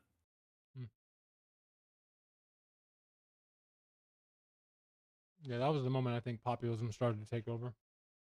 Oh yeah, absolutely. I mean, I remember I'm 31, so like Well, like that actually, no. old. I would say the Tea Party movement, which slightly predated Occupy. Yeah, that would be That like is when 2005, 2006, yeah. 2007. yeah, like I remember Tea Party being largely in response to Obama getting elected the first time. Mm-hmm. And then Occupy was Fucking kind of the left-wing Ron version of Paul that. or was it Rand Paul or Ron Paul? I always get Ron mixed up. Paul. Ron Paul. Yeah, Rand is his son from Kentucky. Ron That's right. was the former senator from Texas who tried to run for president as a libertarian. Yeah. It's funny because Ron Paul was actually, I think, a very early influence on me because I didn't agree with a lot of what he said, but he Same. did make some very good points about certain issues, and I'm like, yeah, that makes a lot of sense. I wish I could And go then back when to Bernie politics comes like that. along in 2015, and I start actually looking into what words like socialism mean, I'm like, wait, workers controlling the the conditions and means in which they produce things? That seems like a good idea. I wish I could go back to politics like that because now it's just, I started Yeah. streaming because Trump is fucking dangerous. That's literally the only thing I could think of. Personally, I think we missed that boat though. I think it's too late. Oh, absolutely. Like I think we are witnessing the end of the American empire and are about to see the dark times that come after, and hope we live long enough to see, whatever gets built in its place. I mean, yes, I realize that's an incredibly doomer take. I'm sorry. No, I have a doomer. I'm doomer take too. My prediction as soon as he got reelected was that it's too late now. I mean, the second coup is usually the one that works. Yep. And Trump has already said everything he's gonna do, right? I don't know if you saw my post in opinions or whatever, but on my stream I say this a lot. But like when people tell you who they are, right, you need to listen to them. And Trump is You listen. he is Yeah, straight up said He's very what good at he's gonna telling you do who he is. every second of every day, dude. It's so bad. Yeah. He's already said Yeah, how he's that- gonna steal that the man- elections. That man can't wear a mask to save his life unless it is made of that weird makeup that he wears. Yeah. I mean, he's I've never liked him, obviously, but to be truthful, it's not really my opinion of if I dislike him or not. He's just a dangerous, opportunistic, one-dimensional fucking person. So, like the worst person you want as a popular. And the worst thing, and worse than that is that he has all of these people around him that outwardly are sycophants, Yeah, they're but sycophants, in yeah. reality are very good at manipulating him Mhm. toward, Stephen oligarchic Miller style goals. and Russell Vaughn. Yeah. Those two Stephen Miller, specifically. Russell Vaughn, J.D. Yeah. Vance, anyone who has had any connection with Peter Thiel or Curtis Yarvin, like, That's every so fucking one of them. weird, bro. I have no idea why anyone likes that guy. No one does. They just realize that he's very useful for them to, He's because on he's so many willing to say, podcasts and shit, dude. I just don't get it. It's so fucking yeah, weird. like for the amount of media that man does, he has zero media training. Like Yeah. and as soon as he said plenary authority the other day on Oh, you mean on Stephen that Miller? one interview. Stephen Miller. Oh, is yeah. that? I assume that's who we were still talking with. I mean, about. he's also fucking weird. Like that guy's. Yeah, that's who I thought we were talking about. Who You know, were both of talking his about? parents are Ashkenazi, or his grandparents are Ashkenazi Jews who fled to fucking come to America in 1908, and they. Somehow that doesn't surprise me. It's just like what the fuck happened, bro? How is that possible? Yeah. I just don't get it. He also likes to. I can tell he does practice in the mirror though, because he has like a pentameter when he talks. You know, like it's just like a meter. I'm gonna Yeah. and I'm just like, bro, what the fuck? Yeah, like the man practices his speeches with a metronome Yeah, in the background. literally, bro. He's like on time the entire time. You know, just doom, doom, doom, and it's Yep. so not organic at all. I hate listening to him. It's not organic, but like to a certain audience, it might be a little mesmerizing to the It's point where confidence. they're like, It's confident. it's confident and it's Yeah. it's confident and it's metered, and that's how you get mesmerizing. Yeah, I mean, we have two options in my opinion. It's like, hopefully, if Trump dies before he's had the chance to just rip apart so much of the institutional strength we have that could hold back like a JD Vance take over any one of these fucking psychotic weirdos. I don't trust any of them. I don't really know if that can happen, but like he's pretty much like destroying a lot of the internal framework of these things, and it doesn't seem like too far of a possibility now, but I don't think it's there yet. And then the second thing is, he stays alive, and then we're fucked. Like I don't see this not ending in like some type of violence. And when I say violence there, I mean like real violence, like Mass state on violence, citizen or like citizen on citizen. I mean, I feel like we're already seeing an escalated level of state on citizen violence, but like mass violence 100%. of like, people fighting one another, then That one's unlikely. I think it's be more like state on citizen. But if like the protest, for instance, got like so big that it felt like he needed a force to be stepped down, I just don't see a very large percentage of this country just being okay with that. I just don't see it. Yeah. Although I did hear about an interesting survey yesterday. So I watch a YouTube channel called Legia Miller. She's a lawyer in Minnesota who does like current events new shit.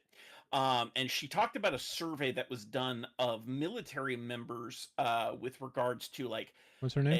it specifically Legia Leeja Miller. Oh, Leisha. Yeah, I follow her. She's yeah, Yep. she's good. Yeah, Yeah. I know her. And she talked about a survey that was done of like military personnel, and it kind of talked about like how they would respond to illegal orders and shit like that. And the results of that survey, I don't remember them exactly, but like the vibe that I got was that a lot of military personnel would actually be resistant let's to hope they can carrying do that. out. Yeah, like because ultimately at the end of the day that's where the power really comes from, and so if we The get the enforcement, military yeah. to resist the authoritarian bullshit, then we might actually stand The a thing about chance. fascism, though, that kind of scares me is that fascism tends to make good people make bad decisions, right? So in You Nazi are Germany's absolutely correct. instance, a lot of the killing in the Holocaust, right, took place by the storm troopers, the Stormensrugen or whatever, and the killing fields of Poland, where regular police officers would go along with the SA, and then once they were put in the position to either shoot this person or not do it, the moment that they're put into is too late for them. As in, like, the only logical solution for them at that point is to just go along with it, because if you don't put your marker down early, right, like don't obey in advance, then once you're in the situation of having to make that decision,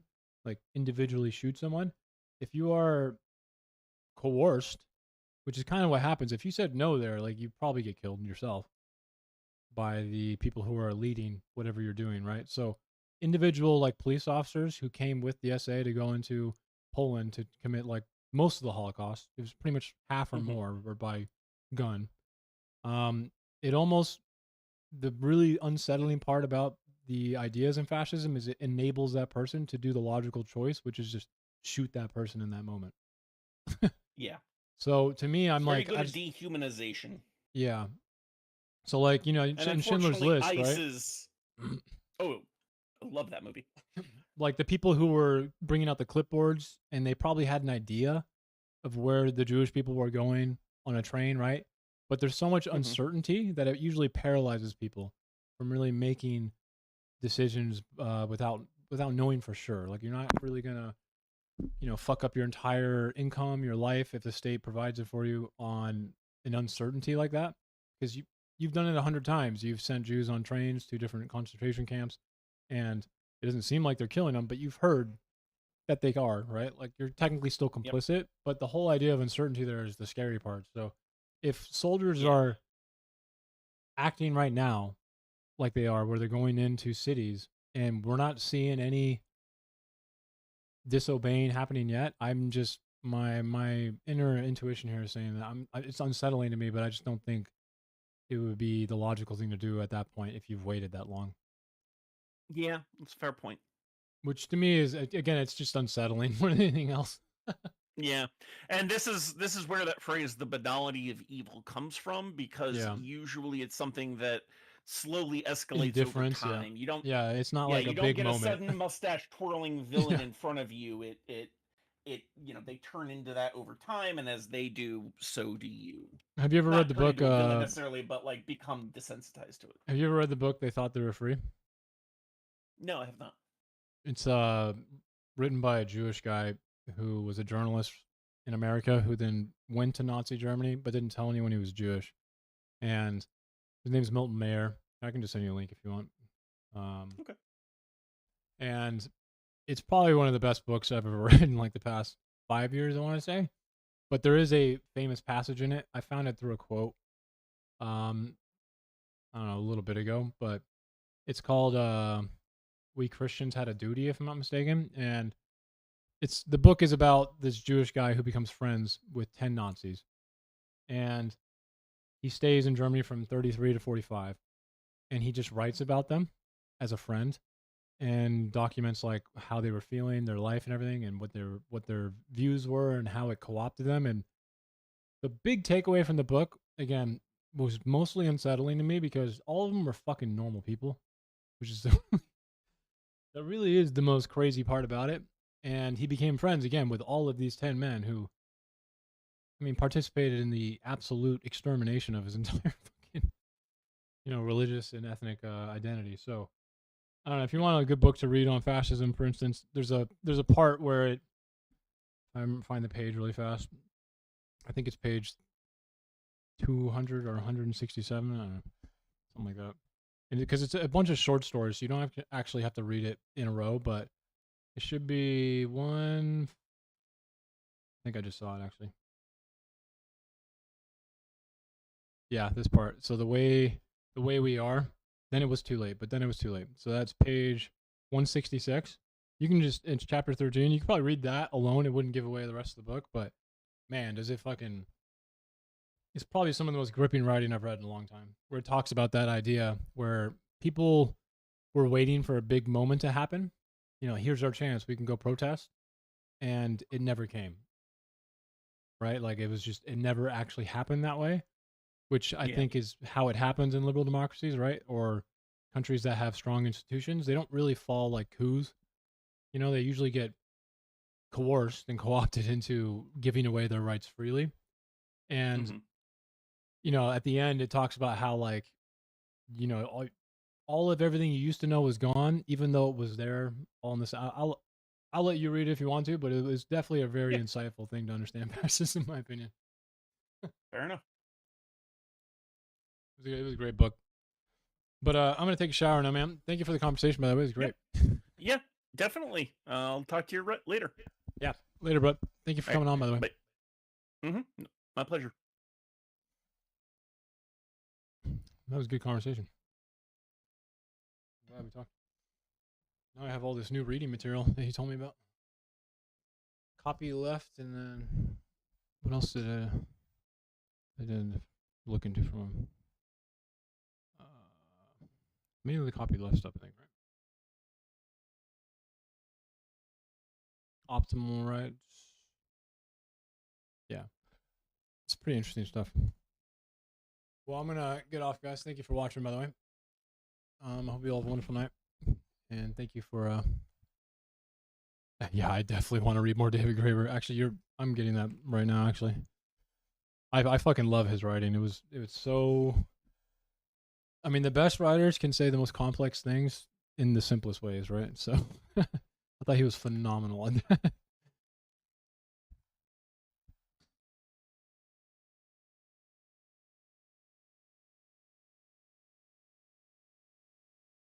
Let's see here. I want that bullshit jobs one. What a name, bro. Bullshit jobs. I did not know he was an anarchist. That's awesome. Interesting.